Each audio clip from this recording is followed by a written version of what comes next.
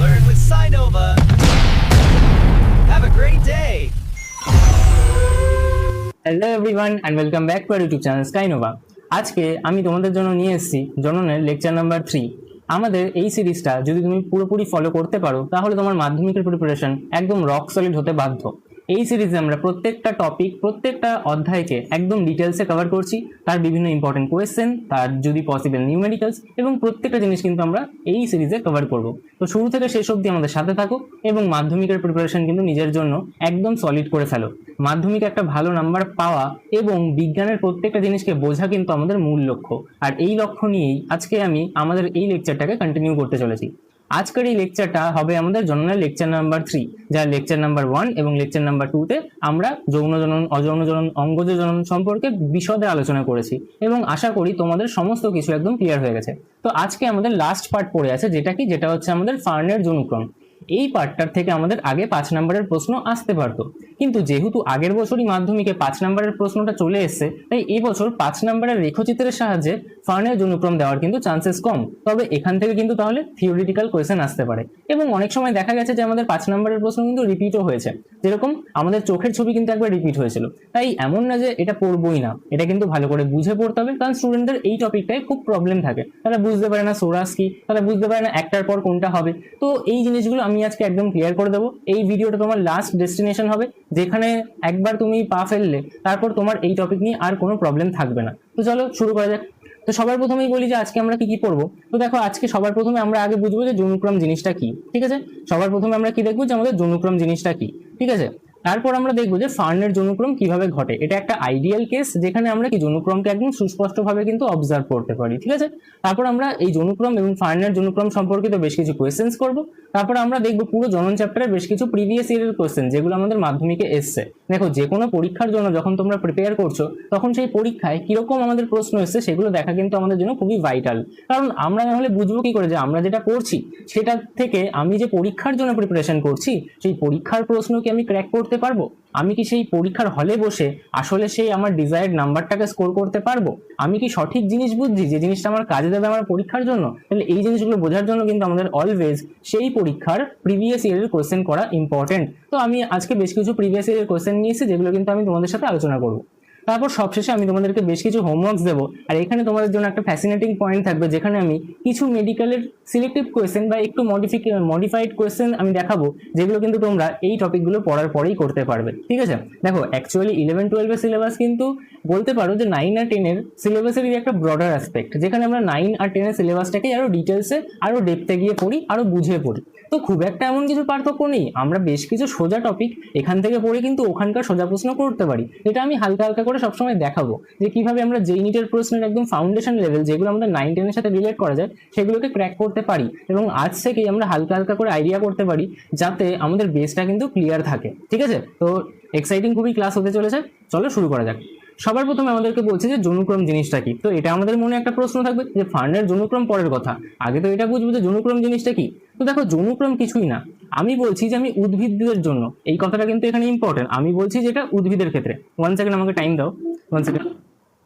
দেখো, আমাদের যখন উদ্ভিদদের কথা আমরা বলছি, উদ্ভিদের ক্ষেত্রে 2 রকমের দশা দেখতে পাওয়া যায় তাদের পুরো জীবন চক্রের ক্ষেত্রে। জীবন চক্র জিনিসটা কি? ধরো একটা মুরগির কথা আমরা ধরি, বুঝতে সুবিধা হবে। একটা মুরগি একটা ডিম ফুটে জন্মালো, তাই তো? তাহলে ডিম থেকে মুরগি আসলো, সেই মুরগিটা বড় হলো, বড় হয়ে একসময় প্রাপ্তবয়স্ক হলো, তখন গিয়ে সে কি হলো, ওই পূর্ণাঙ্গ মুরগিটা আবার ডিম পারলো, সেই ডিম থেকে আবার মুরগি তৈরি হবে। তাহলে একটা জীব সে কিন্তু প্রথমে জন্ম লাভ করলো, তারপর বৃদ্ধি পেলো, বড় হলো একসময়, তারপর আবার কারোর জন্ম দিল। তাহলে এটাকেই বলা হয় তার জীবন চক্র। ঠিক আছে, এটা লাইফ সাইকেল, জীবনকাল না, কিন্তু জীবনকাল আলাদা জিনিস। জীবনকাল মানে তুমি জন্মালে তারপর মৃত্যুর অবধি তোমার যে সময়টা, তাকে বলবো আমরা জীবনকাল বা লাইফ স্প্যান। আর আমি এখন বলছি জীবন চক্র, মানে একজন জন্মাচ্ছে, সে বড় হলো, তারপর অন্য কাউকে আবার জন্ম দিল, কিসের মাধ্যমে? আমাদের বংশ বিস্তারের মাধ্যমে, জনন পদ্ধতির মাধ্যমে। তাহলে এই টোটাল যে ধাপে ধাপে আমাদের বিভিন্ন স্টেপ ঘটছে, সেটাকে আমরা বলি জীবন চক্র। এটা হ্যাপ্লন্টিক হতে পারে, এটা ডিপ্লন্টিক হতে পারে, এটা হ্যাপ্লোডিপ্লন্টিক হতে পারে। ঠিক আছে, একটু পরে আমি ধীরে ধীরে বলবো যে কোনটা কি জিনিস। ঠিক আছে, এবার আমাদের যখন উদ্ভিদদের কথা বলছি, সেখানে তার এই যে জীবন চক্র বা লাইফ সাইকেল, তাতে আমরা 2 ধরনের দশা দেখতে পাই। একটা দশা হচ্ছে আমাদের হ্যাপ্লয়েড দশা। কি বলছি? একটা দশা হচ্ছে আমাদের হ্যাপ্লয়েড দশা। ঠিক আছে, হ্যাপ্লয়েড দশা মানে কি? হ্যাপ্লয়েডকে আমরা স্মল এম দিয়ে ডিনোট করি, তাহলে এটা হচ্ছে আমাদের হ্যাপ্লয়েড দশা। আর একটা দশা হয় আমাদের ডিপ্লয়েড দশা। আর একটা কি হবে? আর একটা হবে আমাদের ডিপ্লয়েড দশা। ডিপ্লয়েড দশাকে আমরা কি করি 2n দ্বারা ডিনোট করি, ঠিক আছে। এইবার এই যে হ্যাপ্লয়েড দশা এর একটা বিশেষ নাম আছে, একে বলা হয় লিঙ্গধর দশা, একে বলা হয় লিঙ্গধর দশা। এবং আমাদের এই ডিপ্লয়েড দশাকে আমরা কি বলি, একে আমরা বলি রেণুধর দশা। কি বলবো, রেণুধর দশা। রেণুধর দশাকে আমরা কি বলি, স্পোরোফাইট বলি, স্পোরোফাইট বলি। এবং আমাদের লিঙ্গধর দশাকে আমরা কি বলি, আমাদের বলি গ্যামেটোফাইট বা গ্যামেটোফাইটিক স্টেট। তাহলে আমি কি বলবো, গ্যামেটোফাইট, ঠিক আছে, বানানটা ভুল লেখা হচ্ছে, গ্যামেটোফাইট, গ্যামেটোফাইট, ঠিক আছে। এইবারে এক্ষেত্রে কি হয়, এদের একটা চক্রাকার আবর্তন দেখতে পাওয়া যায়, মানে আমাদের হ্যাপ্লয়েড দশা থেকে ডিপ্লয়েড দশায় একবার যাবে, আবার ডিপ্লয়েড দশা থেকে কিন্তু আমাদের হ্যাপ্লয়েড দশায় সে ফিরে আসতে পারবে, ঠিক আছে। আচ্ছা, এই যে আমাদের এখানে রেণুধর দশা, এটা কি, এটা আমাদের 2n। তো এখান থেকে কি হয়, আমাদের মিওসিস কোষ বিভাজনের মাধ্যমে কি হবে, আমাদের রেণু তৈরি হবে, সেই রেণু থেকে কি হয়, আমাদের লিঙ্গধর দশা তৈরি হয়, ঠিক আছে।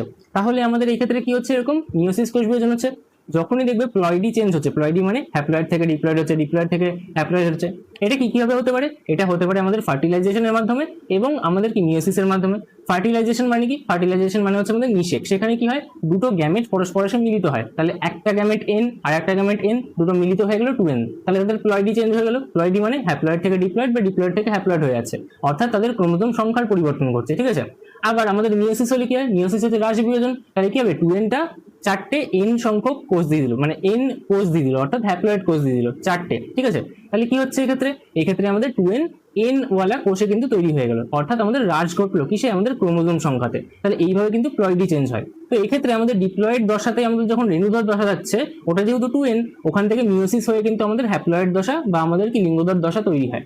আবার এই যে আমাদের হ্যাপ্লয়েড দশা আছে, এক্ষেত্রে কি হয়, এর থেকে কিন্তু আমাদের কি হচ্ছে, এর থেকে আমাদের গ্যামেট পাবো, সেই গ্যামেটের কি হবে, সেখানে কিন্তু আমাদের হবে কি হচ্ছে, সেটা হবে আমাদের ফার্টিলাইজেশন। কি হবে, এখান থেকে হবে আমাদের নিষেক বা ফার্টিলাইজেশন, এবং তার মাধ্যমে পরবর্তীকালে কিন্তু আমরা আবার ডিপ্লয়েড দশাকে ফিরে পাবো, ঠিক আছে। তাহলে এই যে আমাদের একটা সাইকেল চলছে, যেখানে আমাদের উদ্ভিদের দেহে এই যে বললাম যে হ্যাপ্লয়েড দশা এবং ডিপ্লয়েড দশা এই দুটোই পাওয়া যায়, এই দুটোর একটা চক্রাকার আবর্তন কিন্তু ঘটে। এই চক্রাকার আবর্তনকে আমরা কি বলি, একেই আমরা বলে থাকি অল্টারনেশন অফ জেনারেশন। কি বলি, দুটো জেনারেশন রয়েছে, তাদের অল্টারনেশন হচ্ছে, তাহলে আমি কি বলবো, এটাকে বলবো অল্টারনেশন অফ জেনারেশন। তাহলে এটা কি, এটা হচ্ছে অল্টারনেশন অফ জেনারেশন বা যৌনুক্রম, ঠিক আছে। তাহলে অল্টারনেশন অফ জেনারেশন, যার বাংলা কি আমাদের যৌনুক্রম, এটা আমাদেরকে পড়তে হবে। তাহলে চলো একটু দেখে নিই যে আমাদের সংজ্ঞা কি দিচ্ছে। আমাদের বলছে কোনো জীবের, দেখো এটা যে উদ্ভিদের ক্ষেত্রে হয়, এটা বেশ কিছু আমাদের প্রাণীদের ক্ষেত্রে হয়, যেরকম হচ্ছে তোমাদের প্যারামেসিয়ামের ক্ষেত্রে কিন্তু আমরা যৌনুক্রম দেখতে পাই, যার ক্ষেত্রে এরকম আমরা দেখতে পাবো যে হ্যাপ্লয়েড দশা একটা থাকবে আর একটা থাকবে আমাদের কি ডিপ্লয়েড দশা। তো এরকম বেশ কিছু আমাদের একদম হাতে গোনা কিছু আমাদের প্রাণী আছে, তাদের ক্ষেত্রেও দেখা যায়। তাই আমরা একবারে জীবের কথা বললাম, ঠিক আছে। জীব মানে কি, জীব দু প্রকারের, একটা হচ্ছে আমাদের উদ্ভিদ, একটা হচ্ছে আমাদের প্রাণী, ঠিক আছে। আচ্ছা, তাহলে কোনো জীবের জীবনচক্র মানে কি লাইফ সাইকেল, মানে ওই যেটা বোঝালাম। তো জীবনচক্রের ডিপ্লয়েড বা রেণুধর জনু এবং হ্যাপ্লয়েড বা লিঙ্গধর জনু, ডিপ্লয়েড মানে কি রেণুধর জনু আর হ্যাপ্লয়েড মানে কি লিঙ্গধর জনু, তাদের যে পর্যায়ক্রমিক আবর্তন তাকে আমরা বলি যৌনুক্রম বা অল্টারনেশন অফ জেনারেশন, যেটা আমি এক্ষুনি বোঝালাম। আচ্ছা, তাহলে প্রধান দুটো দশা কি, একটা হচ্ছে আমাদের রেণুধর জনু, একটা হচ্ছে লিঙ্গধর জনু। রেণুধর জনু তাহলে আমাদের কি হবে, ডিপ্লয়েড দশা, আর এই দশায় কি হয়, উদ্ভিদ অযৌন জনন সম্পন্ন করে। তাহলে অযৌন জনন কখন সম্পন্ন হবে, যখন সে আমাদের ডিপ্লয়েড দশা দেখে।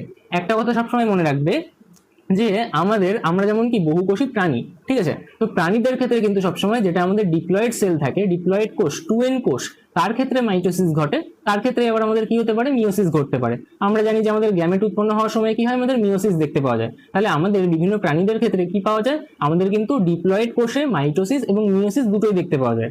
হ্যাপ্লয়েড কোষের ক্ষেত্রে কিন্তু আমাদের দেখতে পাওয়া যায় না মাইটোসিসকে, কিন্তু উদ্ভিদদের ক্ষেত্রে আমাদের কিন্তু হ্যাপ্লয়েড কোষে মাইটোসিস এবং মাইটোসিস দেখতে পাওয়া যায়, এবং ডিপ্লয়েড সেল থাকলে তাহলে সেক্ষেত্রে কিন্তু আমাদের কি হতে পারে, মিওসিস হতে পারে, ঠিক আছে। আচ্ছা, তাহলে এই যে আমাদের রেণুধর জনু, যেটা আমাদের ডিপ্লয়েড, এর ক্ষেত্রে কিন্তু আমরা অযৌন জনন সম্পন্ন করে থাকি, ঠিক আছে।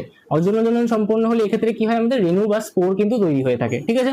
আচ্ছা, এবার লিঙ্গধর জনুর ক্ষেত্রে কি বলছি, লিঙ্গধর জনুটা হচ্ছে আমাদের হ্যাপ্লয়েড দশা। এই দশায় কিন্তু আমরা যৌন জনন সম্পন্ন করি। কেন, কারণ যৌন জনন মানে কি, তার মানে দুটো আমাদের বিপরীত ধর্মী কি হবে, আমাদের গ্যামেট আসবে বা জনন কোষ আসবে, তাদের ফার্টিলাইজেশন বা নিষেক হবে। দেখো আমি একটু আগেই কি বলছিলাম, আমি বলছিলাম যে এই যে হ্যাপ্লয়েড দশা আছে, এর থেকে কিন্তু আমাদের নিষেক হবে, তাহলে কিন্তু আমাদের ডিপ্লয়েড দশা ফিরে পাবো আমরা, ঠিক আছে। এই হ্যাপ্লয়েড দশা যখন থাকবে, তখন আমরা দেখবো যে এক্ষেত্রে দুটো ভিন্ন ধর্মের আমাদের গ্যামেট আসছে, সেই গ্যামেটটার মিলন ঘটছে, তাহলে কিন্তু নিষেক হবে। নিষেক হলে তাহলে কিন্তু আমরা আবার আমাদের ডিপ্লয়েড স্টেট ফিরে পাবো। কোথা থেকে, জাইগোট তৈরি হবে, জাইগোট থেকে ফিরে পাবো, ঠিক আছে। আচ্ছা, তাহলে এটা আমরা বুঝলাম, ঠিক আছে। গ্যামেট বা জনন কোষ কিন্তু তৈরি হয় এই ক্ষেত্রে, ঠিক আছে, কারণ আমাদের নিচে কোথায় গেলে কি লাগবে, গ্যামেট বা জনন কোষ লাগবে। তো এটা হচ্ছে আমাদের মূল বিষয়। এবার কাদের ক্ষেত্রে তাহলে আমাদের যৌনক্রম দেখতে পাওয়া যায়, দেখো এটা কিন্তু আমাদের কোয়েশ্চেনে আসে, কি একটা হচ্ছে আমাদের ফার্ন, একটা হচ্ছে আমাদের মস। ফার্নকে আমরা কি বলি, আমাদের কি বলি, টেডিডোফাইটা বলি বা টেডিডোফাইটস বলি, ঠিক আছে। আর মসকে আমরা কি বলি, ব্রায়োফাইটা বা ব্রায়োফাইটস বলি, ঠিক আছে। আচ্ছা, এবার এদের ক্ষেত্রে, ফার্নদের ক্ষেত্রে কিন্তু আমরা একদম আদর্শভাবে আমাদের যৌনক্রম দেখতে পাই। কেন? কারণ এদের ক্ষেত্রে একদম সুস্পষ্টভাবে তার যে হ্যাপ্লয়েড স্টেট এবং ডিপ্লয়েড স্টেট, তাদের যে ট্রানজিশন আছে সেগুলোকে কিন্তু ভালো করে বোঝা যায়, ঠিক আছে। তার বিভিন্ন যে ধাপগুলো আছে সেগুলো একদম সুস্পষ্ট। আর একটা জিনিস, যখন আমরা যৌনক্রমের কথা বলছি তখন ধরো মানুষের ক্ষেত্রে কি আমরা যৌনক্রম বলতে পারবো না। কেন? কারণ ধরো ফার্নের কথায় আমরা যদি আসি, তাহলে তার যে হ্যাপ্লয়েড দশা আছে আর তার যে ডিপ্লয়েড দশা আছে, তাদের ক্ষেত্রে কিন্তু ওই হ্যাপ্লয়েড দশা থাকাকালীনও তাদের একটা বহুকোষী আমরা অস্তিত্ব পাই, যে কিন্তু স্বাধীনভাবে চলতে পারে, স্বাধীনভাবে বাঁচতে পারে, সালোক সংশ্লেষ করতে পারে। এবং ডিপ্লয়েড যখন থাকে তখনও সে কিন্তু বহুকোষী অবস্থায় থাকে, সেও কিন্তু স্বাধীনভাবে থাকতে পারে। তাই কিন্তু আমরা তখন তাকে বলি কি, সেটা যৌনক্রমে আছে। কিন্তু যদি আমি মানুষের কথা বলি, মানুষের ক্ষেত্রে কি হয়, কখন আমরা হ্যাপ্লয়েড কোষ দেখতে পাবো বা হ্যাপ্লয়েড দশা দেখতে পাবো, আমরা শুধুমাত্র দেখতে পাবো যখন জননের সময় আমাদের কি হচ্ছে, আমাদের গ্যামেট তৈরি হচ্ছে। কিন্তু এই গ্যামেট তৈরি যেটা হচ্ছে, সেই কোষটা কি ইন্ডিভিজুয়ালি থাকতে পারে না। শুধুমাত্র তারা তৈরি হয় যাতে সেই ভিন্নধর্মী দুটো গ্যামেট আমাদের পরস্পর মিলিত হতে পারে এবং জননকে সম্পন্ন করতে পারে। তাছাড়া কিন্তু তারা অস্তিত্ব কিন্তু স্বাধীনভাবে রাখতে পারে না, ঠিক আছে। তাহলে এই ক্ষেত্রে কিন্তু আমি যৌনক্রম বলতে পারবো না, কারণ আমি হ্যাপ্লয়েড দশা পাচ্ছি না কোনো সেপারেট। এটা আমরা উদ্ভিদদের ক্ষেত্রে দেখতে পাই, একদম ক্লিয়ারলি কাদের ক্ষেত্রে দেখতে পাই, আমরা দেখতে পাই আমাদের ব্রায়োফাইটা এবং টেরিডোফাইটারদের ক্ষেত্রে, ঠিক আছে। আচ্ছা, এর মধ্যে আমি বলতে পারি, এই যে টেরিডোফাইটাটা আছে, অর্থাৎ আমাদের ফার্ন রয়েছে, তার যে মূল উদ্ভিদ দেহটা আছে সেটা কিন্তু আমাদের ডিপ্লয়েড। কেন? কারণ আমাদের ডিপ্লয়েড দশাটা আছে সেটা কিন্তু আমাদের বেশি ডমিনেন্ট, তার কিন্তু আমাদের সময়কাল, তার কোষ সংখ্যা এগুলো কিন্তু আমাদের বেশি হয়, ঠিক আছে। আবার যদি আমি ব্রায়োফাইটের ক্ষেত্রে বলি, এটা কিন্তু আবার আমাদের মূল যে আমাদের উদ্ভিদ দেহটা আছে সেটা কিন্তু হ্যাপ্লয়েড, কারণ তার যে হ্যাপ্লয়েড স্টেটটা রয়েছে সেটা কিন্তু আমাদের ডমিনেন্ট, ঠিক আছে। তো এই দুটো জিনিস কিন্তু আমাদের হায়ার ক্লাসে কি তোমরা পড়বে, এখন আমি একটু বলে দিলাম, ঠিক আছে। আচ্ছা, তাহলে ফার্নের ক্ষেত্রে দেখতে পাই, মসের ক্ষেত্রে দেখতে পাই, আর কার ক্ষেত্রে দেখতে পাই, কিছু প্রাণীর ক্ষেত্রে দেখতে পাই, যেরকম কি একটা আমি বলছিলাম যে আমাদের প্যারামেসিয়াম। তাছাড়া একটা বিশেষ সামুদ্রিক প্রাণী থাকে যেটা হচ্ছে আমাদের ওবেলিয়া। এর ক্ষেত্রে আমরা দুটো জীবন চক্রের দুটো দশা দেখতে পাই, একটা হচ্ছে পলিপ দশা আর একটা হচ্ছে মেডুসা দশা। এই পলিপ দশাটা হচ্ছে এর অযৌন দশা, আর মেডুসা দশাটা হচ্ছে এর যৌন দশা। এর ক্ষেত্রেও কিন্তু আমরা এই দুটো দশার মধ্যে দেখতে পাই একটা অল্টারনেশন অফ জেনারেশন বা আমাদের কি যৌনক্রম, ঠিক আছে। তো এইটা আমাদের বেশ কিছু প্রাণীর উদাহরণ যাদের ক্ষেত্রে কিন্তু আমরা সুস্পষ্ট যৌনক্রম লক্ষ্য করতে পারি, ঠিক আছে। আচ্ছা, তারপর আমরা যে বিভিন্ন উন্নত উদ্ভিদ রয়েছে না, তাদের ক্ষেত্রেও যৌনক্রম দেখতে পাই, কিন্তু তাদের ক্ষেত্রে কি হয়, তাদের যে হ্যাপ্লয়েড স্টেটটা থাকে না, সেটা খুবই স্বল্প সময়ের জন্য, ঠিক আছে। তাই তাদের ক্ষেত্রে কিন্তু আমি একদম সুস্পষ্টভাবে অল্টারনেশন অফ জেনারেশন কিন্তু করতে পারবো না। তাই আমরা যখন অল্টারনেশন অফ জেনারেশন বা যৌনক্রমের উদাহরণ খুঁজি, তখন কিন্তু আমরা ফার্নের কাছে চলে যাই, যেরকম আমাদের টেরিস। তো আমাদের ফার্নের আমি যদি যৌনক্রম দেখতে যাই, সেখানে কিন্তু আমরা প্রত্যেকটা ধাপে খুবই ভালোভাবে কিন্তু অবজার্ভ করতে পারবো এবং আমরা সেটা নিয়ে স্টাডিজ করতে পারবো। তাই আমরা যখন এক্সাম্পল দেখতে যাই, তখন কিন্তু আমরা ফার্নের যৌনক্রম সম্পর্কে আলোচনা করি, ঠিক আছে। আচ্ছা, তাহলে যেটা এখানে লেখা আছে, আম, জাম, পাইন ইত্যাদি গাছের ক্ষেত্রেও যৌনক্রম থাকে এবং এদের লিঙ্গদ্বয় দশাটা কিন্তু অত্যন্ত ক্ষুদ্র, অর্থাৎ তাদের হ্যাপ্লয়েড স্টেটটা কিন্তু খুবই ক্ষুদ্র। কারণ আমরা দেখেছি যে বিবর্তনের সময় যখনই কালক্রমে কেউ উন্নত হচ্ছে, তখন তাদের কিন্তু এই যে লিঙ্গধর দশাটা আছে, অর্থাৎ তাদের যে হ্যাপ্লয়েড স্টেটটা আছে সেটা কিন্তু ধীরে ধীরে ডিমিনিশ করে আছে, অর্থাৎ তাদের যে ডিপ্লয়েড স্টেটটা আছে সেটা কিন্তু বেশি স্টেবল হিসেবে মানে কি বলবো যে অভ্যুত্থিত হচ্ছে, ঠিক আছে। তো তাই জন্য আমরা দেখতে পাবো যে এদের যে লিঙ্গধর দশাটা আছে সেটা কিন্তু খুবই ক্ষুদ্র এবং লিঙ্গধর দেহের ওপর কিন্তু তারা নির্ভরশীল, ঠিক আছে। তাহলে এইটা কিন্তু বেশ কিছু কারণ। তাছাড়া আমাদের যে বেশিরভাগ শৈবাল আছে তাদের ক্ষেত্রে আমরা হ্যাপ্লন্টিক স্টেট দেখতে পাই বা হ্যাপ্লন্টিক লাইফ সাইকেল দেখতে পাই, ঠিক আছে। কিন্তু কিছু আমাদের এক্সেপশন রয়েছে শৈবালদের ক্ষেত্রে, যেটা হচ্ছে আমাদের কি, আমাদের কেল্প, একটোকার্পাস, এই ধরনের আমাদের যে শৈবালগুলো আছে তাদের ক্ষেত্রে কিন্তু আমরা হ্যাপ্লোডিপ্লন্টিক, হ্যাপ্লো মানে কি হ্যাপ্লয়েড, ডিপ্লন্টিক মানে কি আমাদের ডিপ্লয়েড, অর্থাৎ আমরা কাইন্ড অফ একদম অল্টারনেশন অফ জেনারেশন কিন্তু সুস্পষ্টভাবে দেখতে পাই, ঠিক আছে। তো এই রকমের যে শৈবালগুলো আছে তাদের ক্ষেত্রে আমরা যৌনক্রম কিন্তু স্পষ্টভাবে লক্ষ্য করতে পারি, ঠিক আছে। তো এটা আমরা একটু মাথায় রাখবো। এদের মধ্যে মনে রাখবে ফার্ন এবং মসের কথা, কারণ এই দুটো কিন্তু তোমাদের একবার আই থিঙ্ক মাধ্যমিকে 2013-14 সালের দিকে এসেছিল, তো কখনো এসে যেতে পারে বা স্কুলে পেতে পারো। এবং প্রাণীরটাও মনে রাখতে পারো, কারণ প্রাণীরটা স্কুলে কখনো আসতে পারে, ঠিক আছে। তোমাদের বইতে যেহেতু মেনশন করেনি, তাই প্রাণীর উদাহরণটা কিন্তু তোমাদের মাধ্যমিকে আসার চান্সেস নেই, কারণ আমার কাছে মোটামুটি 3-4 রকমের যে টেক্সট বুক রয়েছে তার মধ্যে কোথাও কিন্তু প্রাণীর এক্সাম্পলটা নেই, তবুও আমি তোমাদেরকে জানিয়ে রাখলাম, ঠিক আছে। আচ্ছা, আর এই যে শৈবালের এক্সাম্পলটা, এটা কিন্তু তোমাদের এনসিইআরটি তে আছে ক্লাস 11-এ গেলে, ঠিক আছে, প্ল্যান্ট কিংডমের আন্ডারে।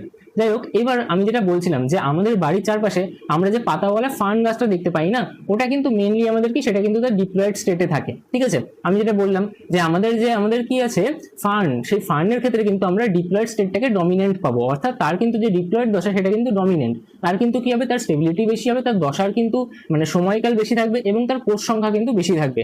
কিন্তু আমি যদি এর বিপরীতে মসের কথা বলি, মসের ক্ষেত্রে কিন্তু তার যে মূল দেহটা আছে সেটা কিন্তু আমাদের কি হবে, সেটা আমাদের হ্যাপ্লয়েডটা ডমিনেন্ট হবে, অর্থাৎ সেটা কিন্তু আমাদের হ্যাপ্লয়েড প্লান্ট। ঠিক আছে, কিন্তু এটা কি, এটা হচ্ছে আমাদের ডিপ্লয়েড প্লান্ট। তো আমরা দেখেছি এরকম আশেপাশে শ্যাওলাওয়ালা যে জায়গাগুলো থাকে সেখানে আমাদের কি হয়, এরকম ভাবে আমরা ফার্ন উদ্ভিদকে কিন্তু জন্মাতে দেখেছি। ঠিক আছে, সবাই আশেপাশে দেখেছো, এখন হয়তো এই ছবিটা থেকে রিয়ালাইজ করছো যে হ্যাঁ আমি তো এই উদ্ভিদটাকে দেখেছি আশেপাশে। ঠিক আছে, তো চলো, যেখানে একটু স্যাঁতস্যাঁতে এনভায়রনমেন্ট থাকে সেখানে এগুলো কিন্তু তৈরি হয়। তো এইবার আমরা এই স্পেশাল জিনিসটা পড়বো, যেটা এখানে খুব ভালো একটা পিক্টোরিয়ালি আমি ডিপিক্ট করছি, যে এইটা টোটালটা কি, এই যে দেখছো একটা সাইকেল তৈরি হয়েছে, এই সাইকেলটাই হচ্ছে আমাদের ফার্নের জনুক্রম। তো এটা আমাদেরকে ভালো করে বুঝে বুঝে পড়তে হবে। তো এটাই কিন্তু আমাদের এখন মূল লক্ষ্য, যে ফার্নের জনুক্রমটা আমাদেরকে কিন্তু ভালো করে একদম আয়ত্ত করতে হবে। ঠিক আছে, তো আমি ভালো করে বোঝাবো, তারপর আমার কাছে সব ছবিও আছে, পরীক্ষায় কিভাবে লিখতে হবে সেটাও আমি বলে দেবো। তারপর এই যে স্টেপগুলো আছে, স্টেপগুলো আমি থিওরির ফর্মেও লিখে এনেছি, কারণ এইবার কিন্তু আমাদের এমসিকিউ, এসএকিউ বা হয়তো 1-2 নম্বরের কোয়েশ্চেন আমাদের আসতে পারে, তো তার জন্য কিন্তু আমাদেরকে প্রিপেয়ার থাকতে হবে। ঠিক আছে, তো চলো, তো সবার প্রথমে আমরা ফার্নের জনুক্রমটাকে ভালো করে বুঝি। তো দেখো, সবার প্রথমে আমি কি বলবো, আমি বলবো যে আমি ফার্নের যে মূল দেহটা আছে সেই দেহটার একটা আমি আঁকছি। দেখো, এইটা হচ্ছে ফার্নের একটা মূল উদ্ভিদ দেহ। ঠিক আছে, তার মধ্যে আমি একটা পাতার কথা বলছি। ঠিক আছে, তার মধ্যে আমি এরকম ধরে নিই যে আমি এখানে 3টে পাতাকে অঙ্কন করছি। তো এটা কি, এটা হচ্ছে আমাদের সেই ফার্নের কিন্তু আমাদের একটা উদ্ভিদ। ঠিক আছে, তো আমি একটা ফার্নের উদ্ভিদ ড্র করলাম। তাহলে এটা কি, এটা হচ্ছে আমাদের পরিণত রেণুধর দেহ। কি বলছি, যে এটা হচ্ছে পরিণত রেণুধর দেহ, পরিণত রেণুধর দেহ। তাহলে এটা কি হবে, এটা হবে আমাদের 2n। ঠিক আছে, এই জিনিসগুলো কিন্তু আমাদেরকে লিখতে হবে যে কোনটা কি। তাহলে আমি কি বলবো, আমি বলবো যে এটা কিন্তু আমাদের 2n। ঠিক আছে, তো গিভ মি 1 সেকেন্ড, ভালো করে আমি এটাকে লিখে নিই এবং তোমাদেরকে এখানে বুঝিয়ে দিই জিনিসগুলো। তাহলে এটা হচ্ছে আমাদের 2n। এইবার এর মধ্যে থেকে আমি এর পাতাটাকে ভালো করে টেক পার্ট করছি। ঠিক আছে, আমি এর পাতাটাকে বড় করে দেখাচ্ছি। দেখো, এইটা হচ্ছে এর পাতা। ঠিক আছে, এইবার আমি আগেও বলেছিলাম যে আমাদের এই যে ফার্ন, সেই ফার্নের পাতার পিছনে, মানে পাতার একদম পিছনের দিকে কি থাকে, বেশ কিছু কিন্তু আমাদের রেণুস্থলী গুচ্ছ থাকে, যার নাম কি, যার নাম হচ্ছে সোরাস। তাহলে এর মধ্যে আমি কি পাবো, এর মধ্যে পাবো আমি সোরাস। তাহলে এখানে কি থাকবে, এই পাতার পিছন দিকে কি থাকে, আমাদের সোরাস থাকে। ঠিক আছে, আমি এক্ষুনি ছবি দেখাচ্ছি। এগুলো কি, এগুলো হচ্ছে তার রেণুস্থলী গুচ্ছ। এগুলোর নাম কি, এগুলোর নাম হচ্ছে সোরাস, যেটা কি, যেটা হচ্ছে রেণুস্থলী গুচ্ছ। ঠিক আছে, তো আমি একদম আসল ছবিটা দেখিয়ে দিচ্ছি। দেখো, এই যে পিছনে যে গুটি গুটি মতো জিনিসগুলো দেখতে পাচ্ছ, এগুলো ব্রাউন কালারের হয় মোটামুটি। তাহলে এগুলোকে কি বলা হয়, এগুলোকে বলা হচ্ছে আমাদের সোরাস, যেগুলো কি, যেগুলো হচ্ছে রেণুস্থলী গুচ্ছ। অর্থাৎ এর মধ্যে কি আছে, এর মধ্যে অনেকগুলো আমাদের রেণুস্থলী রয়েছে। ঠিক আছে, আচ্ছা, তাহলে এটা কি, এটা হচ্ছে আমাদের সোরাস। তাহলে এইটা কি, এই যে জিনিসগুলো আছে এইগুলো হচ্ছে আমাদের সোরাস। ঠিক আছে, আর সোরাসটা কি, এটাও তাহলে আমাদের কি হবে, এটাও আমাদের ডিপ্লয়েড হবে। তাহলে এটাও কি, এটাও হচ্ছে আমাদের 2n। ঠিক আছে, এইবার এই সোরাসটাকে আমি যদি জুম করে দেখি তাহলে কি পাবো, দেখো এইটাকে আমি এবার জুম করে দেখাতে চাইছি। ঠিক আছে, তাহলে আমি দেখতে পাবো যে এটার স্ট্রাকচার কাইন্ড অফ এরকম। ঠিক আছে, যার এইখানে আমরা দেখতে পাবো যে অনেকগুলো কিন্তু আমাদের রেণুস্থলী আছে। সোরাস মানে কি বললাম আমি, সোরাস মানেই বললাম আমাদের রেণুস্থলী গুচ্ছ। তাহলে অনেকগুলো কি থাকবে, অনেকগুলো আমাদের রেণুস্থলী কিন্তু থাকবে। তাহলে এই একটা রেণুস্থলী, একটা রেণুস্থলী, একটা রেণুস্থলী, একটা রেণুস্থলী, এরকম ভাবে কি আমাদের অনেকগুলো কিন্তু রেণুস্থলী রয়েছে। ঠিক আছে, তাহলে এগুলো কি, এগুলো হচ্ছে আমাদের রেণুস্থলী। তাহলে আমি লিখে ফেলবো যে এগুলো কি, এগুলো হচ্ছে আমাদের রেণুস্থলী। ঠিক আছে, আচ্ছা, রেণুস্থলী কেমন হবে, তাহলে এটাও তাহলে আমাদের ডিপ্লয়েড হবে। তাহলে রেণুস্থলীটাও কি, সেটা হচ্ছে আমাদের, রেণুস্থলীটা হচ্ছে আমাদের 2n। ঠিক আছে, এইবার এই যে আমাদের রেণুস্থলী আছে এর মধ্যে কি থাকে, রেণুর মা থাকে। কে থাকে এর মধ্যে, এর মধ্যে থাকে রেণুর মা। ঠিক আছে, রেণুর মার নাম কি, রেণু মাতৃকোষ, রেণুর মা। ঠিক আছে, তাহলে আমি কি বলবো, যে এর মধ্যে আছে আমাদের রেণু মাতৃকোষ। এটা কি, এটা হচ্ছে আমাদের রেণু মাতৃকোষ। নাম লিখে দিই, এর নামটা কি, এর নামটা হচ্ছে রেণু মাতৃকোষ। ঠিক আছে, রেণু মাতৃকোষ। অনেকে হয়তো ভাবছো যে আর কি দাদার হাতের লেখা এত বাজে। প্রথম কথা, এই পেন ট্যাবে লিখতে গিয়ে হাতের লেখা বাজে হয়। দ্বিতীয় কথা, হাতের লেখা বাজে হতে পারে, বাট বোঝাই আমি ঠিকঠাক। ঠিক আছে, তো চলো, দেখো রেণু মাতৃকোষ তাহলে আমাদেরকে ডিপ্লয়েড। এইবার আমি ধীরে ধীরে কি করবো, আমাদের হ্যাপ্লয়েড স্টেটে প্রবেশ করবো। তাহলে কি হবে, এই যে রেণু মাতৃকোষটা আছে এর মিওসিস কোষ বিভাজন হবে। কি হবে বলছি, আমি বলছি যে এর এবার কিন্তু মিওসিস কোষ বিভাজন হবে। যেই মিওসিস কোষ বিভাজন হবে তাহলে কি হবে, রেণু মাতৃকোষ যদি আমাদের মানে মিওসিস কোষ বিভাজনের মাধ্যমে যায়, তাহলে রেণু মাতৃকোষ থেকে রেণু তৈরি হবে। তাহলে কি তৈরি হবে, আমাদের স্পোর্স তৈরি হলো। তাহলে আমাদের একটা রেণু মাতৃকোষ থেকে কতগুলো তৈরি হবে, 4টে কিন্তু আমাদের স্পোর বা রেণু তৈরি হবে। ঠিক আছে, তাহলে একটা রেণু মাতৃকোষ থেকে আমাদের কি হচ্ছে, 4টে রেণু তৈরি হচ্ছে। এগুলো কি, এগুলো হচ্ছে আমাদের রেণু। ঠিক আছে, এগুলো কি, এগুলো হচ্ছে আমাদের রেণু। ঠিক আছে, আচ্ছা, রেণু কেমন হবে, তাহলে এটা যেহেতু মিওসিস কোষ বিভাজনের মাধ্যমে তৈরি হচ্ছে, তাই তো, তাহলে মিওসিস কোষ বিভাজনে কি হয়, রাজ বিভাজন, অর্থাৎ 2n থাকলে n হয়ে যায়। তাহলে এই রেণুটা কি হবে, এটা কিন্তু আমাদের n, অর্থাৎ এটা কিন্তু আমাদের হ্যাপ্লয়েড। তাহলে এবার এই রেণু কি হবে, রেণুর এবার অঙ্কুরোদ্গম ঘটবে, ঠিক আছে। এর কি হবে, এর আমাদের জার্মিনেশন হবে, তাহলে রেণুগুলো কি হবে, স্পোর্স গুলো জার্মিনেট হয়ে যাবে, ঠিক আছে। তাহলে এর কি হবে, এর জার্মিনেশন বা অঙ্কুরোদ্গম ঘটবে, ঠিক আছে। তোমরা বাংলায় লিখতে পারো অঙ্কুরোদ্গম। তাহলে এটা যখন হবে তখন কি হবে, এই হৃৎপিণ্ডের মতো একটা আমাদের উদ্ভিদ দেহ তৈরি করবে, ঠিক আছে। ওটাকে দেখতে কেমন হবে, ওটাকে দেখতে আমাদের হৃৎপিণ্ডের মতো হবে, ঠিক আছে। ঠিক আছে, আমার হৃৎপিণ্ড এত বাজে হয়তো, ঠিক আছে। তো এটা কি তৈরি করলো, এটা তৈরি করলো আমাদের হৃৎপিণ্ড, ওর মতো দেখতে একটা উদ্ভিদ দেহ। এর নামটা হচ্ছে আমাদের লিঙ্গধর দেহ। এটা কি, এটা হচ্ছে আমাদের লিঙ্গধর দেহ। এটা হচ্ছে আমাদের লিঙ্গধর দেহ, বা এর একটা বিশেষ নাম আছে, তার নামটা হচ্ছে প্রোথ্যালাস। এর নামটা কি, এর নামটা হচ্ছে প্রোথ্যালাস। তাহলে আমাদের লিঙ্গধর দেহের নাম কি, প্রোথ্যালাস। কার জন্য, ফার্নের জন্য, ঠিক আছে। আচ্ছা 1 সেকেন্ড, এটাকে একটু ওপরের দিকে তুলে দিই। ফার্নের জন্য আমাদের যে লিঙ্গধর দেহ তার নামটা কি, তার নামটা হচ্ছে প্রোথ্যালাস। তাহলে আমাদের যখন রেণু থেকে তৈরি হচ্ছে, রেণু অঙ্কুরিত হয়ে তৈরি হলো, তো রেণুটা ছিল আমাদের এন অর্থাৎ হ্যাপ্লয়েড, তাহলে যে তৈরি হলো সেও কি হবে, হ্যাপ্লয়েড হবে। তাহলে এখান থেকে কিন্তু আমাদের হ্যাপ্লয়েড একটা উদ্ভিদ দেহ আমি পেলাম। তাহলে এটা কি হলো, আমাদের প্রোথ্যালাস। এবার এই প্রোথ্যালাসে কি হবে, দেখো এই প্রোথ্যালাসের মধ্যে কি থাকে, এর মধ্যেই থাকে আমাদের পুংধানী এবং স্ত্রীধানী। কি বললাম, আমি বলছি যে আমাদের প্রোথ্যালাসের মধ্যে থাকে পুংধানী এবং স্ত্রীধানী। তাহলে এক্ষেত্রে কি হবে, আমাদের একটা কি থাকবে, একটা থাকবে আমাদের পুংধানী, আর একটা থাকবে হচ্ছে আমাদের স্ত্রীধানী। কি বলছি, আর একটা থাকবে হচ্ছে আমাদের স্ত্রীধানী, ঠিক আছে। এইবার এইটা কি, এটা হচ্ছে আমাদের পুংধানী। কি বলছি এটাকে, এটাকে বলছি আমাদের পুংধানী, পুংধানী। আর এটাকে কি বলছি, এটাকে বলছি আমাদের স্ত্রীধানী, ঠিক আছে। এইবার এই পুংধানীতে কি থাকবে, পুংধানীতে নিশ্চয়ই আমাদের শুক্রাণু থাকবে। তাহলে এর মধ্যে থেকে আমি কি পাবো, এর মধ্যে থেকে পাবো হচ্ছে আমি শুক্রাণু। তাহলে এর মধ্যে কি থাকবে, এর মধ্যে থাকবে আমাদের শুক্রাণু, ঠিক আছে। আর স্ত্রীধানীর মধ্যে কি থাকবে, স্ত্রীধানীর মধ্যে থাকবে আমাদের ডিম্বাণু, ঠিক আছে। স্ত্রীধানীর মধ্যে কি থাকবে, ডিম্বাণু। আর পুংধানীর মধ্যে কি থাকবে, শুক্রাণু। আচ্ছা বলো তো, আমাদের স্ত্রীধানী পুংধানী কি হবে, এগুলোও হ্যাপ্লয়েড হবে, কারণ উদ্ভিদ দেহটাই আমাদের হ্যাপ্লয়েড। তাহলে এগুলো কি হবে, এগুলো আমাদের হ্যাপ্লয়েড হবে। তাহলে এটাও কি এন, এটাও কি এন, ঠিক আছে। আচ্ছা এখানে সব আমাদের কি, আমাদের হ্যাপ্লয়েড স্টেটে থাকছে। তাহলে এই যে শুক্রাণু ডিম্বাণু, এগুলোও কি হবে, এগুলো কিন্তু আমাদের হ্যাপ্লয়েড স্টেটে আছে। তাহলে এখানে কি কোনো মাইটোসিস, সরি মিওসিস হলো না, কিন্তু আমাদের যখন আমরা যৌন জনন করি তখন আমরা বলি যে মিওসিস কোষ বিভাজনের মাধ্যমে কিন্তু আমাদের দেহে বা যে কোনো উন্নত প্রাণীদের দেহে তাহলে কি হয়, তাদের কিন্তু মিওসিস কোষ বিভাজন হয় এবং গ্যামেট তৈরি হয়। কিন্তু এর ক্ষেত্রে আমাদের গ্যামেট তৈরি হলো কিভাবে, এর ক্ষেত্রে কিন্তু গ্যামেট তৈরি হলো আমাদের মাইটোসিস কোষ বিভাজনের মাধ্যমে। তাহলে এই ক্ষেত্রে কিন্তু আমাদের মাইটোসিস কোষ বিভাজন কিন্তু ইনভলভ, মিওসিস কিন্তু নয়। এটা কিন্তু খুব ইম্পর্টেন্ট প্রশ্ন। রেণু কিন্তু তৈরি হয় আমাদের মিওসিস কোষ বিভাজনের মাধ্যমে, কিন্তু যদি কখনো বলে ফার্নের ক্ষেত্রে আমাদের গ্যামেট তৈরি হচ্ছে কোন কোষ বিভাজনের মাধ্যমে, তাহলে কিন্তু আমি বলবো যে আমাদের মাইটোসিস কোষ বিভাজনের মাধ্যমে। এটা কিন্তু খুব ইম্পর্টেন্ট। মিওসিস কিন্তু আমি বলছি কি রেণু তৈরির সময়, রেণু তৈরি হবে আমাদের কি, আমাদের রেণু মাতৃকোষ থেকে, যেটা আমাদের 2n ছিল, সেখান থেকে রেণু তৈরি হলো n। তাহলে কি হতে হবে, তাহলে আমাদের মিওসিস লাগবে, কারণ মিওসিস হচ্ছে আমাদের কি, হ্রাস বিভাজন। মিওসিস কি, মিওসিস হচ্ছে আমাদের হ্রাস বিভাজন, ঠিক আছে। কিন্তু মাইটোসিস কি, মাইটোসিস হচ্ছে আমাদের সমবিভাজন। তাহলে সেটা কিন্তু আমাদের এই যে আমাদের লিঙ্গধর দেহ যেটা আমাদের এন ছিল, সেখান থেকে আমাদের কি পুংধানী স্ত্রীধানীতে তৈরি হবে আমাদের কি শুক্রাণু এবং ডিম্বাণু। এইবার কি হবে, আমরা যখন চলন চ্যাপ্টার পড়েছিলাম তখন পড়েছিলাম যে এই ফার্নের ক্ষেত্রে কি হয়, ম্যালিক অ্যাসিডের প্রভাবে শুক্রাণুগুলো ডিম্বাণুর কাছে আকৃষ্ট হয়। তো এক্ষেত্রে আমাদের জলকে মাধ্যম হিসেবে লাগবে, কারণ আমাদের এই যে শুক্রাণুগুলো আছে তার কাছে ফ্ল্যাজেলা আছে, তাহলে তার সাঁতার কাটার জন্য কি লাগবে, জল প্রয়োজন। এবং আমাদের এই ক্ষেত্রে কি হবে, এই যে স্ত্রীধানী, এখান থেকে কি হবে, আমাদের ম্যালিক অ্যাসিড রিলিজ হবে। তো এই যে ম্যালিক অ্যাসিড রিলিজ হচ্ছে, সেই ম্যালিক অ্যাসিডের প্রভাবে আমাদের এই শুক্রাণুগুলো আকৃষ্ট হয়ে চলে আসবে আমাদের ডিম্বাণুর কাছে। তাহলে কি হবে, এই ক্ষেত্রে আমাদের এই যে শুক্রাণুগুলো আছে সেগুলো ডিম্বাণুর কাছে চলে আসবে।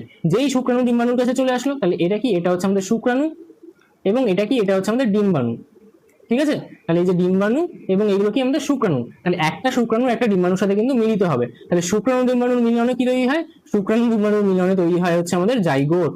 শুক্রাণু ডিম্বাণুর মিলনে তৈরি হয় হচ্ছে আমাদের জাইগোট। তাহলে যেই আমাদের জাইগোট তৈরি হলো, শুক্রাণু ডিম্বাণুর মিলনের এই পদ্ধতিকে আমরা কি বলি, তখন আমরা একে বলি হচ্ছে এটা আমাদের নিষেক পদ্ধতি হলো। তাহলে এখানে কি হলো, এখানে হলো আমাদের নিষেক বা ফার্টিলাইজেশন। তাহলে শুক্রাণুটা কি, শুক্রাণুটা হচ্ছে আমাদের এন, ডিম্বাণুটাও আমাদের এন। তাহলে শুক্রাণু আর ডিম্বাণু যোগ হচ্ছে নিষেক পদ্ধতির মাধ্যমে, তাহলে তৈরি হবে কি আমাদের জাইগোটটা 2n। তাহলে আমি বলেছিলাম না প্লয়েডি চেঞ্জ হয় এই দ্বারা আমাদের ফার্টিলাইজেশনের মাধ্যমে, নাই আমাদের মিওসিসের মাধ্যমে। তাহলে এখানে দেখো যেই নিষেক হলো আমাদের কিন্তু n থেকে আবার 2n তৈরি হয়ে গেল, তাহলে আবার কিন্তু আমাদের প্লয়েডি চেঞ্জ হলো। তাহলে এবার এই জাইগোট থেকে কি হবে, জাইগোট থেকে কিন্তু জাইগোট পরিণত হয়ে আবার তৈরি হবে আমাদেরকে একটা রেণুধর দেহ। প্রথমে সেটা অপরিণত থাকবে, তারপর বৃদ্ধি পেয়ে কি হবে, আবার আমাদের পরিণত রেণুধর দেহ তৈরি হবে। তাহলে দেখো এই ক্ষেত্রে আমি একটা কথা বলতে পারি যে এই যে আমাদের এই যে জায়গাটা আমি এখানে মার্ক করছি, এই জায়গার ওপরের জায়গাটা কিন্তু আমাদের 2n দশা। দেখো ওপরে সবাই কিন্তু 2n আছে, দেখো জাইগোটটা আমাদের 2n, জাইগোট থেকে তৈরি হবে কি আমাদের রেণুধর দেহ যেটা আমাদের 2n, তারপর আমাদের সোরাস, তাহলে 2n মানে তার মধ্যে সোরাস থাকবে, তার মধ্যে আমাদের দেখো সব কিন্তু আমাদের 2n দেখতে পাচ্ছি। আর এই যে আমাদের দাগটা আমি টানলাম তার নিচের সবটা কিন্তু আমাদের n দশা, কেন দেখো, কারণ এখানে আমাদের প্রথম কোষটা তৈরি হলো রেণু, সেই রেণু থেকে কিন্তু যারা যারা তৈরি হচ্ছে সবাই কিন্তু আমাদের এন এন করে থাকছে, অর্থাৎ প্রত্যেকে কিন্তু আমাদের হ্যাপ্লয়েড। তাহলে ডিপ্লয়েড দশা একটা থাকলো এবং হ্যাপ্লয়েড দশা একটা থাকলো, এবং ফার্নের আমরা কিন্তু দুটো দশাকেই একদম স্পষ্টভাবে অবজার্ভ করতে পারলাম। বোঝা গেল? তাহলে তোমাদের বইতে যেটা দেওয়া আছে সেটা একবার দেখিয়ে দিই। দেখো এই ক্ষেত্রে কি দেওয়া আছে, কোথা থেকে শুরু দেখবো? প্রথমে দেখবো হচ্ছে আমাদের আশেপাশে আমরা যখন যে মূল উদ্ভিদটা দেখতে পাই সেটা কি, সেটা হচ্ছে আমাদের পরিণত আমাদের কি রেণুধর উদ্ভিদ। তাহলে এখান থেকে আমি কিন্তু স্টার্ট করবো, ঠিক আছে। এইবার এর মধ্যে কি থাকবে আমাদের রেণুপত্র। আচ্ছা আমি একটা কথা বলতে ভুলে গেছি, এই যে আমাদের পাতা, যে পাতার মধ্যে কি থাকছে আমাদের এই যে রেণুস্থলী গুচ্ছ অর্থাৎ সোরাস গুলো থাকছে, তাহলে যে পাতাটাকে আমি এখানে দেখছি সেই পাতাটা কি, এটাই হচ্ছে আমাদের রেণুপত্র, ঠিক আছে। এটাই কি আমাদের রেণুপত্র, ঠিক আছে, আর কিছু নয় এখানে। তাহলে এটা কি রেণুপত্র। তাহলে এই রেণুপত্রটা কি হবে, এটাও এর মধ্যে যে সোরাস আছে সোরাসটাও আমাদের 2n হবে। তার মধ্যে কি থাকবে আমাদের রেণুস্থলী, তাহলে রেণুস্থলীও কি হবে 2n হবে। এই রেণুস্থলীর মধ্যে কি পাবো আমি, রেণু মাতৃকোষ পাবো, সেটাও আমাদের 2n। তাহলে এখান থেকে কি হবে, এই রেণু মাতৃকোষ কিন্তু আমাদের মিয়োসিস কোষ বিভাজনের মাধ্যমে আমাদের রেণু তৈরি করবে। তাহলে কি হবে, 2n থেকে আমাদের n তৈরি হয়ে গেল। কোন কোষ বিভাজনের মাধ্যমে, এখানে ঘটলো আমাদের মিয়োসিস কোষ বিভাজন। মিয়োসিস কোষ বিভাজনে কি হয়, প্লয়েডি চেঞ্জ হয়, কি হয়, অর্ধেক হয়ে যায়। তাহলে 2nটা আমাদের n হয়ে গেল। এবার রেণু কি হবে, অঙ্কুরিত হয়ে আমাদের লিঙ্গোদর দেহ তৈরি করবে। এর নামটাই কি, এর নামটা হচ্ছে আমাদের প্রোথ্যালাস, ঠিক আছে। লিঙ্গোদর দেহের নাম কি, প্রোথ্যালাস। এবার এই প্রোথ্যালাসের মধ্যে কি থাকবে, একটা থাকবে আমাদের পুংধানী, একটা থাকবে আমাদের স্ত্রীধানী। তাহলে এরাও কি হবে, এরাও নিশ্চয়ই এন এন থাকবে। এবং এই পুংধানীর মধ্যে কি থাকবে আমাদের এরকম শুক্রাণু থাকবে, এবং ডিম্বাণুর মধ্যে কি থাকবে আমাদের স্ত্রীধানীর মধ্যে কি থাকবে আমাদের ডিম্বাণু থাকবে। এই শুক্রাণু কি হবে, ম্যালিক অ্যাসিডের প্রভাবে আকর্ষিত হয়ে ডিম্বাণুর কাছে এসে পৌঁছাবে। তাহলে কি হবে, এই শুক্রাণু ও ডিম্বাণু পরস্পর মিলিত হবে কার মাধ্যমে, আমাদের নিষেকের মাধ্যমে, ঠিক আছে। তাহলে যেই নিষেক বা ফার্টিলাইজেশন হলো, তাহলে কি হবে, আমাদের জাইগোট তৈরি করবে। তাহলে এন আর এন যুক্ত হলে কি হবে, আমি কি বলছি, এন হচ্ছে আমাদের কি শুক্রাণু প্লাস এন হচ্ছে আমাদের ডিম্বাণু, ঠিক আছে। তাহলে এটাও কি আমাদের এন, তাহলে দুটো এন তৈরি মিললে কি হবে, তাহলে আমাদের 2n তৈরি হবে, যেটা কি একটা জাইগোট, ঠিক আছে। আর এই ক্ষেত্রে আমরা মনে রাখবো যে আমাদের এই যে 2n স্টেট গুলো আছে এগুলো কিন্তু মাল্টিসেলুলার স্টেট অর্থাৎ বহুকোষী, এবং আমাদের এই যে n স্টেট গুলো আছে এক্ষেত্রেও কিন্তু এরা বহুকোষী, এবং দুটো স্টেটই কিন্তু আমাদের এই যে টেরিডোফাইটে আছে এদের ক্ষেত্রে কিন্তু এরা স্বাধীনভাবে চলতে পারে, এরা কিন্তু সালোক সংশ্লেষ করতে পারে। এই যে আমাদের প্রোথ্যালাস লিঙ্গোদর দেহ, এ কিন্তু নিজের থেকেই সবুজ এবং কি করতে পারে, এরা সালোক সংশ্লেষ করতে পারে, অর্থাৎ নিজের খাবার কিন্তু নিজে তৈরি করতে পারে, ঠিক আছে। তো এগুলো কিন্তু আমাদেরকে জানতে হবে একটু। আচ্ছা তাহলে এবার জাইগোট তৈরি করলো। এবার জাইগোট থেকে কি হবে, প্রথমে অপরিণত রেণুধর উদ্ভিদ তৈরি হবে, সেটা আবার বৃদ্ধিপ্রাপ্ত হয়ে কি হবে, আমাদের রেণুধর উদ্ভিদ তৈরি করবে, ঠিক আছে। তাহলে এটা কিন্তু আমাদের টোটাল লাইফ সাইকেলটা। তো আমাদের কি হয়, যদি 5 নম্বরের প্রশ্ন আসে, এরকম প্রশ্ন দেবে যে রেখচিত্রের মাধ্যমে কিন্তু আমাদের জনুক্রমকে দেখাও, তাহলে শুধুমাত্র এরকম লিখে দিলেই হবে, এমন না যে ছবি আঁকতে হবে, ঠিক আছে। তো আমরা কি করবো, আমরা প্রথমে দেখাবো পরিণত রেণুধর দেহ, সেখান থেকে কি পাবো আমরা, রেণুপত্র পাবো। রেণুপত্রের মধ্যে কি থাকে, সোরাস থাকে, সোরাসের মধ্যে কি পাবো, সোরাস মানেই হচ্ছে রেণুস্থলী গুচ্ছ, তাহলে তার মধ্যে রেণুস্থলী থাকবে। রেণুস্থলীর মধ্যে কি থাকে আমাদের রেণু মাতৃকোষ, রেণু মাতৃকোষের কি হবে, মিয়োসিস কোষ বিভাজন হবে, যার মাধ্যমে আমি রেণু পাবো। এবার এই রেণু কিন্তু অঙ্কুরিত হয়ে আমাদের লিঙ্গোদর দেহ তৈরি করবে। এই লিঙ্গোদর দেহের মধ্যে পাবো আমরা স্ত্রীধানী এবং পুংধানী। স্ত্রীধানী থেকে আমরা পাবো ডিম্বাণু, এবং পুংধানী থেকে আমরা পাবো কি শুক্রাণু। শুক্রাণু আর ডিম্বাণু নিষেক পদ্ধতিতে মিলিত হবে, তাহলে তৈরি করবে জাইগোট। এবার একটা কথা ভালো করে ভাবো, এই যে ওপরের যে স্টেটটা রয়েছে, এই ওপরের স্টেটটা কি, এটা পুরো হচ্ছে আমাদের 2n স্টেট, তাহলে এটা কি, এটা হচ্ছে আমাদের রেণুধর দশা। এবং নিচে এই যে যারা রয়েছে এরা কি আমাদের n স্টেট, তাহলে এটা কি, এটা হচ্ছে আমাদের লিঙ্গোদর দশা বা হ্যাপ্লয়েড দশা, ঠিক আছে। আবার এই জাইগোটটা কি হবে, বৃদ্ধিপ্রাপ্ত হবে, তাহলে কি হবে, এখানে অপরিণত রেণুধর উদ্ভিদ দেহ প্রথমে তৈরি হবে, তারপর সেটা আরো বৃদ্ধিপ্রাপ্ত হয়ে কি হবে, পরিণত হবে। পরিণত হলে কি করবো, পরিণত রেণুধর উদ্ভিদ, ঠিক আছে। পুরোটা আশা করি একদম ক্লিয়ার হয়ে গেল। তো এরকম ভাবেই কিন্তু আমাদেরকে এটা স্টাডি করতে হবে, ঠিক আছে। এবার থিওরিটিক্যালি আমাদের যেরকম জিনিসগুলো লিখতে হতে পারে বা আমাদের জানতে হতে পারে সেগুলো আমি একদম লিখে এনেছি। দেখো প্রথমে কি বলছে, প্রথমে বলছে আমাদের রেণু সৃষ্টি, এটা কি আমাদের অজনজনন যেখানে সম্পন্ন হবে, ঠিক আছে। দেখো পূর্ণাঙ্গ যে ফার্ন গাছের পাতা আছে তার উল্টো দিকে কি হয়, ছোট ছোট বাদামি বাদামি রঙের স্পট থাকে, এগুলোকে কি বলে আমাদের সোরাস। দেখো এই যে আমরা দেখতে পাচ্ছি এখানে কি, এই যে এগুলো কি, এগুলো হচ্ছে আমাদের সোরাস, ঠিক আছে, বা রেণুস্থলী গুচ্ছ, ঠিক আছে। সোরাসের ভিতরে তাহলে কি থাকবে, রেণুস্থলী গুচ্ছ তো সোরাস, তাহলে তার মধ্যে কি থাকবে, রেণুস্থলী থাকবে, যাকে আমরা ইংরেজিতে কি বলি, স্পোরাঞ্জিয়াম, ঠিক আছে।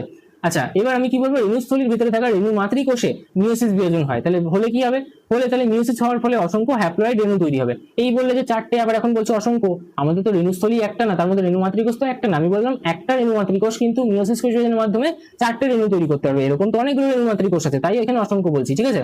আচ্ছা এবার অর্থাৎ এখানে 2n থেকে n এর কিন্তু শিফট চালু হলো, তাহলে এতক্ষণ কিন্তু আমাদের 2n ছিল, রেণু মাতৃকোষে আমাদের কি হলো, আমাদের মিয়োসিস হলো, তারপর কিন্তু আমাদের n এ চলে আসলো, কারণ আমি কি বলেছি, প্লয়েডি চেঞ্জ হবে দুই জায়গাতে, যখন মিয়োসিস কোষ বিভাজন পাবো, যখন ফার্টিলাইজেশন পাবো। তাহলে এখানে কি পেলাম, মিয়োসিস কোষ বিভাজন পেলাম, আর মিয়োসিসে কি হবে, অর্ধেক হবে, ফার্টিলাইজেশনে কি হবে, ডাবল হবে, ঠিক আছে। আচ্ছা তারপর কি বলছি, তারপর বলছি আমাদের প্রোথালাস গঠন। এবার আমি কি বলছি, আমাদের ওই যে রেণুগুলো আছে ওগুলো অঙ্কুরিত হয়ে কি তৈরি করবে, লিঙ্গধর দেহ তৈরি করবে, যাকে আমরা কি বলি প্রোথালাস। তাহলে রেণুগুলো বাতাসে উড়ে গিয়ে উপযুক্ত ভিজে মাটিতে পড়ে অঙ্কুরিত হয়। তাহলে রেণুধর থেকে একটা সবুজ হৃৎপিণ্ডের মতো দেখতে, কার মতো দেখতে হয়, হৃৎপিণ্ডের মতো দেখতে ছোট্ট পাতার মতো অংশ তৈরি করে, যাকে আমরা কি বলি প্রোথালাস বলে থাকি। এটা হচ্ছে আমাদের ফান্ডের লিঙ্গধর উদ্ভিদ, যা স্বাধীনভাবে কিন্তু বাঁচতে পারে। ঠিক আছে, এই সালোক সংশ্লেষে সক্ষম, অর্থাৎ নিজের খাদ্য নিজে তৈরি করতে পারে এবং স্বাধীনভাবে কিন্তু বাঁচতে পারে। ঠিক আছে, ছবি এখানে তোমরা দেখতে পাচ্ছ, আমি সব ছবি অ্যাটাচ করেছি যাতে তোমাদের ভালো লাগে। আচ্ছা, এবার কি হয়, এই যে আমাদের প্রোথালাস আছে এর মধ্যে আমাদের স্ত্রীধানী থাকবে, পুংধানী থাকবে। স্ত্রীধানী থেকে কি পাবো, ডিম্বাণু। পুংধানী থেকে কি পাবো, আমাদের শুক্রাণু। তাহলে আমি কি বলবো, আমি বলবো যে এই প্রোথালাসের নিচের দিকেই ফান্ডের পুংজননাঙ্গ এবং স্ত্রীজননাঙ্গ তৈরি হবে। পুংজননাঙ্গ কোনটা হবে, আমাদের পুংধানী, এবং স্ত্রীজননাঙ্গ কি আমাদের স্ত্রীধানী। তাহলে পুংধানী থেকে তৈরি হয় শুক্রাণু এবং পুংগ্যামেট, শুক্রাণু বা পুংগ্যামেট, এবং স্ত্রীধানী থেকে কি তৈরি হবে, আমাদের ডিম্বাণু বা স্ত্রী গ্যামেট। স্ত্রী গ্যামেট মানে কি, স্ত্রী জনন কোষ বা ডিম্বাণু। পুংগ্যামেট মানে কি, পুংজনন কোষ বা আমাদের কি শুক্রাণু। ঠিক আছে, এবার বৃষ্টির জল বা শিশিরের সাহায্যে পুংগ্যামেট সাঁতার কেটে, কেন, ওদের ফ্ল্যাজেলা থাকে, তাহলে আমাদের শুক্রাণু যে ফ্ল্যাজেলা আছে তার সাহায্যে সে সাঁতার কেটে গেল। এইবার ওই যে আমাদের ডিম্বাণুগুলো আছে ওদের ওখান থেকে কি হবে, আমাদের ম্যালিক অ্যাসিড রিলিজ হবে। এবার ম্যালিক অ্যাসিডের প্রভাবে কি হবে, ওরা আকৃষ্ট হবে এবং ডিম্বাণুর কাছে ধাবিত হবে। তাহলে এই ক্ষেত্রে কি হলো, এই ক্ষেত্রে কিন্তু আমরা কেমোট্যাকটিক মুভমেন্ট দেখতে পেলাম। আমরা পড়েছিলাম যে যখন রাসায়নিক পদার্থের প্রভাবে কি হবে, সামগ্রিক চলন ঘটবে উদ্ভিদ দেহের বা দেহাংশের বা আমাদের কোনো কোষের। তাহলে এই যে জনন কোষগুলো যাচ্ছে তাহলে তাদের কি হচ্ছে, সামগ্রিক চলন ঘটছে।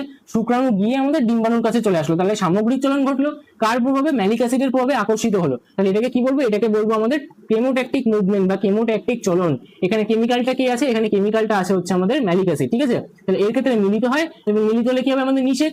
যেই নিষেক বা ফার্টিলাইজেশন হলো তাহলে কি হবে, আবার প্লয়েডি চেঞ্জ হবে, অর্থাৎ এখান থেকে আবার কিন্তু আমাদের ডিপ্লয়েড স্টেজ চালু হচ্ছে। তাহলে আমি কি বলবো, আমি একটা কথা বলবো যে জলের প্রয়োজন হয় বলে ফান্ডকে আমরা কি বলি, অনেক সময় উদ্ভিদ জগতের উভচর, কারণ ওরা স্থলে থাকে এবং অনেক স্বাচ্ছাতে জায়গা ওরা খোঁজে। ঠিক আছে, কারণ আমাদের কিন্তু জল প্রয়োজন, এটা কিন্তু খুব ইম্পর্টেন্ট একটা কনসেপ্ট যে আমাদের এই যে ফান্ডের জীবন চক্র আছে এই ক্ষেত্রে কিন্তু আমাদের জলের কিন্তু উপস্থিতি আবশ্যক। স্যাঁতস্যাঁতে জায়গা বা শিশির এগুলো না থাকলে কিন্তু ফ্ল্যাজেলার সাহায্যে আমাদের শুক্রাণুটা ডিম্বাণুর কাছে গিয়ে পৌঁছতে পারবে না। এটা কিন্তু খুবই ইম্পর্টেন্ট একটা কনসেপ্ট। ঠিক আছে, আচ্ছা, তো এক সেকেন্ড আমাকে টাইম দাও, আমি একটু দেখে নিই যে সবকিছু ঠিক আছে কিনা।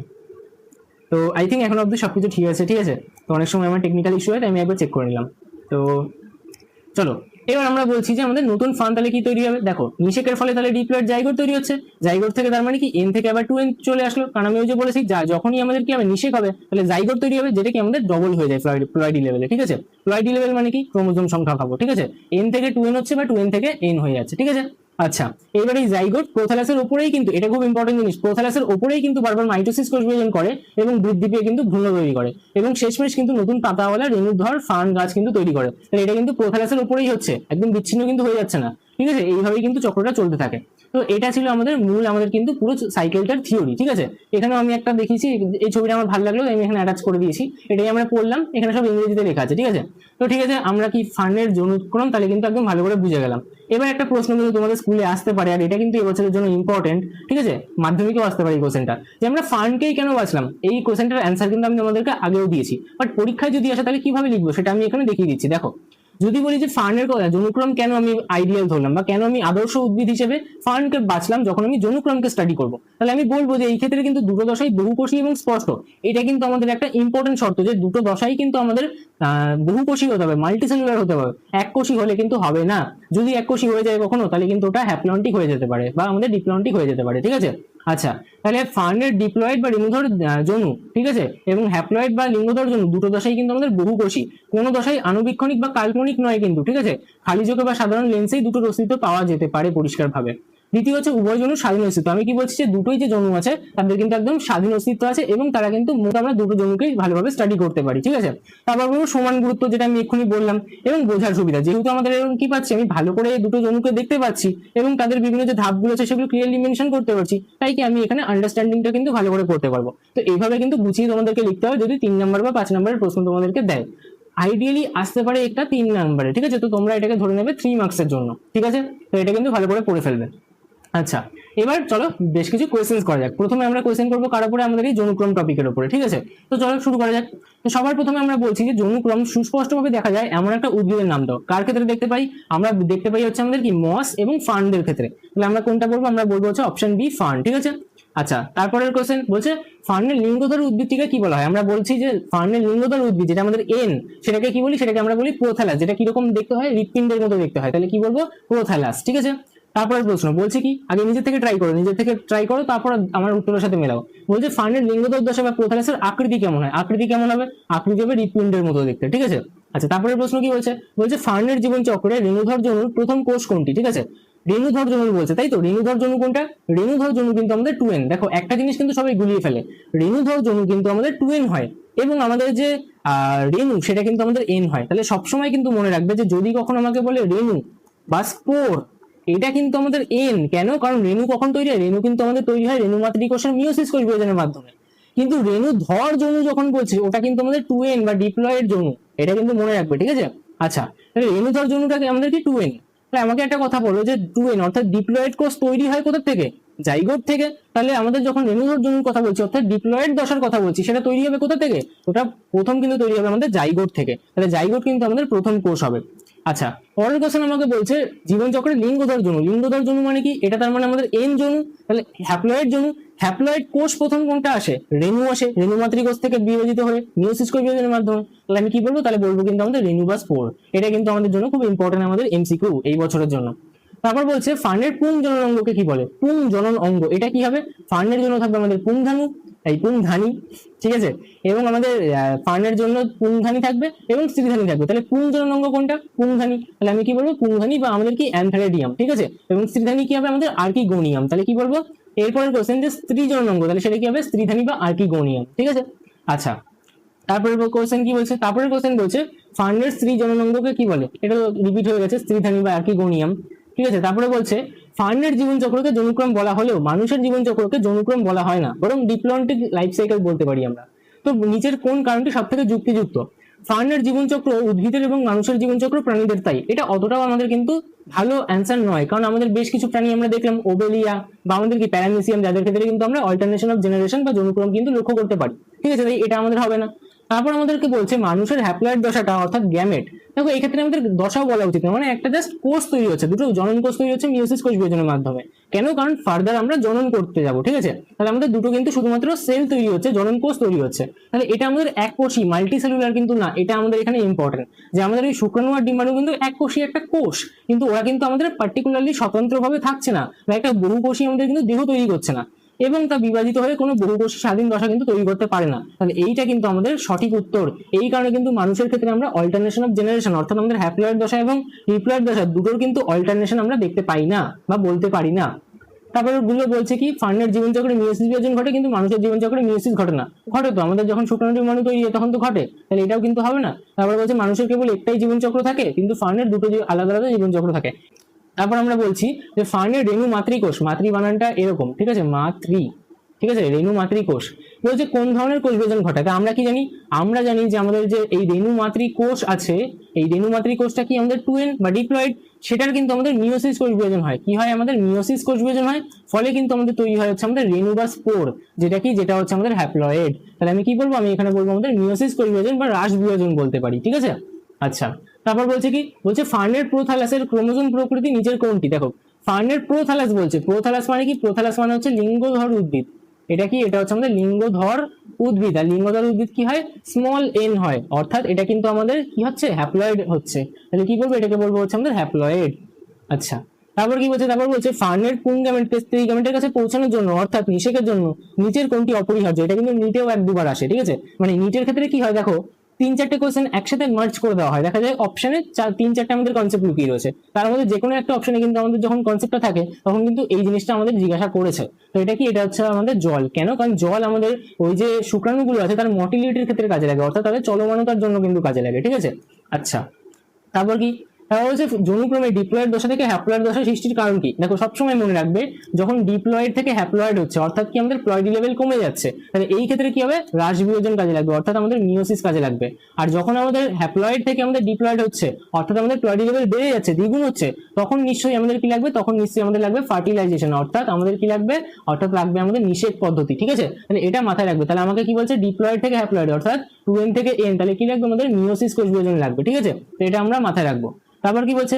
বলছে হ্যাপ্লয়েড গ্যামেটগুলি মিলনে কোন পদ্ধতির মাধ্যমে পুনরায় ডিপ্লয়েড দশা শুরু হয়? দেখো মিলনে বলছে ডিপ্লয়েড তৈরি হয়। দেখো গ্যামেট গুলো কি আমাদের n, আর যখন ডিপ্লয়েড দশা শুরু হয় তার মানে কি 2n, অর্থাৎ জাইগোট তৈরি হবে সবার প্রথমে। তাহলে n থেকে 2n তৈরি হবে কিসের মাধ্যমে? নিষেকের মাধ্যমে বা ফার্টিলাইজেশনের মাধ্যমে, ঠিক আছে। আচ্ছা, তারপরে কি বলছে? তারপরে বলছে আমাদের বাড়ির আশেপাশে প্রাচীর বা স্যাঁতস্যাঁতে জায়গায় জন্মানো একটা পূর্ণাঙ্গ ফার্ন উদ্ভিদ, সেটা কিন্তু আসলে কিরকম, সেটা কিন্তু আমাদের রেণুধর উদ্ভিদ অর্থাৎ টুয়েন, ঠিক আছে, আর কিন্তু স্পোরোফাইটিক হয় নেচারে, ঠিক আছে। আচ্ছা, তাহলে এটা হয়ে গেল কিন্তু আমাদের সমস্ত কোয়েশ্চেন। এবার চলে আসবো আমরা আমাদের জনন চ্যাপ্টারের সমস্ত প্রিভিয়াস ইয়ারের কোশ্চেন অর্থাৎ মাধ্যমিকের পুরনো কোশ্চেনে। তাহলে সবার প্রথমে আমরা দেখে নিই প্রথম কোয়েশ্চেন কি। এটা এসে আমাদের মাধ্যমিক 2012 সালে। দেখো বলছে যে প্রাণীটি অপুংজনী বা পার্থেনোজেনেসিস প্রক্রিয়ায় উৎপন্ন হয়। দেখো অপুংজনী বা পার্থেনোজেনেসিস আমি কি বলেছিলাম আমাদের যে মৌমাছি থাকে, পুরুষ মৌমাছি বা ড্রোন, তাদের ক্ষেত্রে দেখতে পাওয়া যায়। তাহলে আমি কি বলবো, এই যে পুরুষ মৌমাছি বা ড্রোন, ঠিক আছে। তারপর বলছে ফার্নের জনুক্রমে প্রদত্ত কোন দশাটি রেণুধর জনুর অন্তর্গত নয়। বলছে রেণুধর জনুর অন্তর্গত নয়। রেণুধর মানে কি? রেণুধর জনু মানে হচ্ছে আমাদের টুয়েন জনু, ঠিক আছে। প্রোথ্যালাস হবে না, তাহলে এটাই হয়ে যাবে উত্তর। প্রোথ্যালাস তো লিঙ্গধর জনু অংশ, ঠিক আছে। লিঙ্গধর দেহ হচ্ছে আমাদের প্রোথ্যালাস, তাহলে এটাই হবে না। এটা 2023 সালের প্রশ্ন, ঠিক আছে, একদম তাজা তাজা প্রশ্ন। তারপর বলছে আমাদের যৌন জনন সম্পর্কিত কোন বক্তব্যটি আমাদের সঠিক, ঠিক আছে। যৌন জননের হ্যাপ্লয়েড গ্যামেট উৎপাদন অপরিহার্য, এটা তো সঠিক, তাহলে এটাই হয়ে যাবে উত্তর। তারপর বলছে যৌন জনন কেবলমাত্র মাইটোসিস নির্ভর, না মিয়োসিস নাহলে গ্যামেট তৈরি হবে না। তো বাদ বাকিগুলো আমি আর পড়ছি না এখানে, ঠিক আছে। আচ্ছা, তারপর এটা আমাদের মাধ্যমিক 2018 সালের প্রশ্ন। বলছে পত্রজ মুকুল বা পাতার মাধ্যমে প্রাকৃতিক অঙ্গজ বংশবিস্তার করে যে উদ্ভিদ, সেটা নির্বাচন করো। দেখো পত্রজ মুকুল কি হয় আমাদের কচুরিপানার ক্ষেত্রে কিন্তু আমরা দেখতে পাই, সরি পাথরকুচির ক্ষেত্রে আমরা দেখতে পাই, ঠিক আছে। তাহলে আমি কি বলবো, পাথরকুচির ক্ষেত্রে কিন্তু আমরা এটা দেখতে পাই, ঠিক আছে। এটা 2021 সালের প্রশ্ন। তারপর কি বলছি, তারপর বলছি কোরকোদ্গমের মাধ্যমে অযৌন জনন সম্পন্ন করে এমন একটা বহুকোষী উদ্ভিদের নাম দাও, ঠিক আছে। তো আশা করি এটা তোমরা উত্তর দিতে পারবে, এটা তোমাদের HW হবে। এগুলো খুব ইজি এক্সাম্পল, ঠিক আছে। হাইড্রাল কোরকোদ্গম, সরি বলে উত্তর দিলাম, ঠিক আছে। আচ্ছা যাই হোক। তারপর হচ্ছে অর্ধবায়বীয় কাণ্ডের দ্বারা অঙ্গজ জনন সম্পন্ন করে এমন একটা উদ্ভিদের নাম লেখো। এটা কি হবে? এটা হবে আমাদের কচুরিপানা। আমরা জানি যে যখন অর্ধবায়বীয় কাণ্ডের কথা বলা হয় তখন আমরা কিসের কথা বলি, আমাদের কচুরিপানার কথা বলি, ঠিক আছে।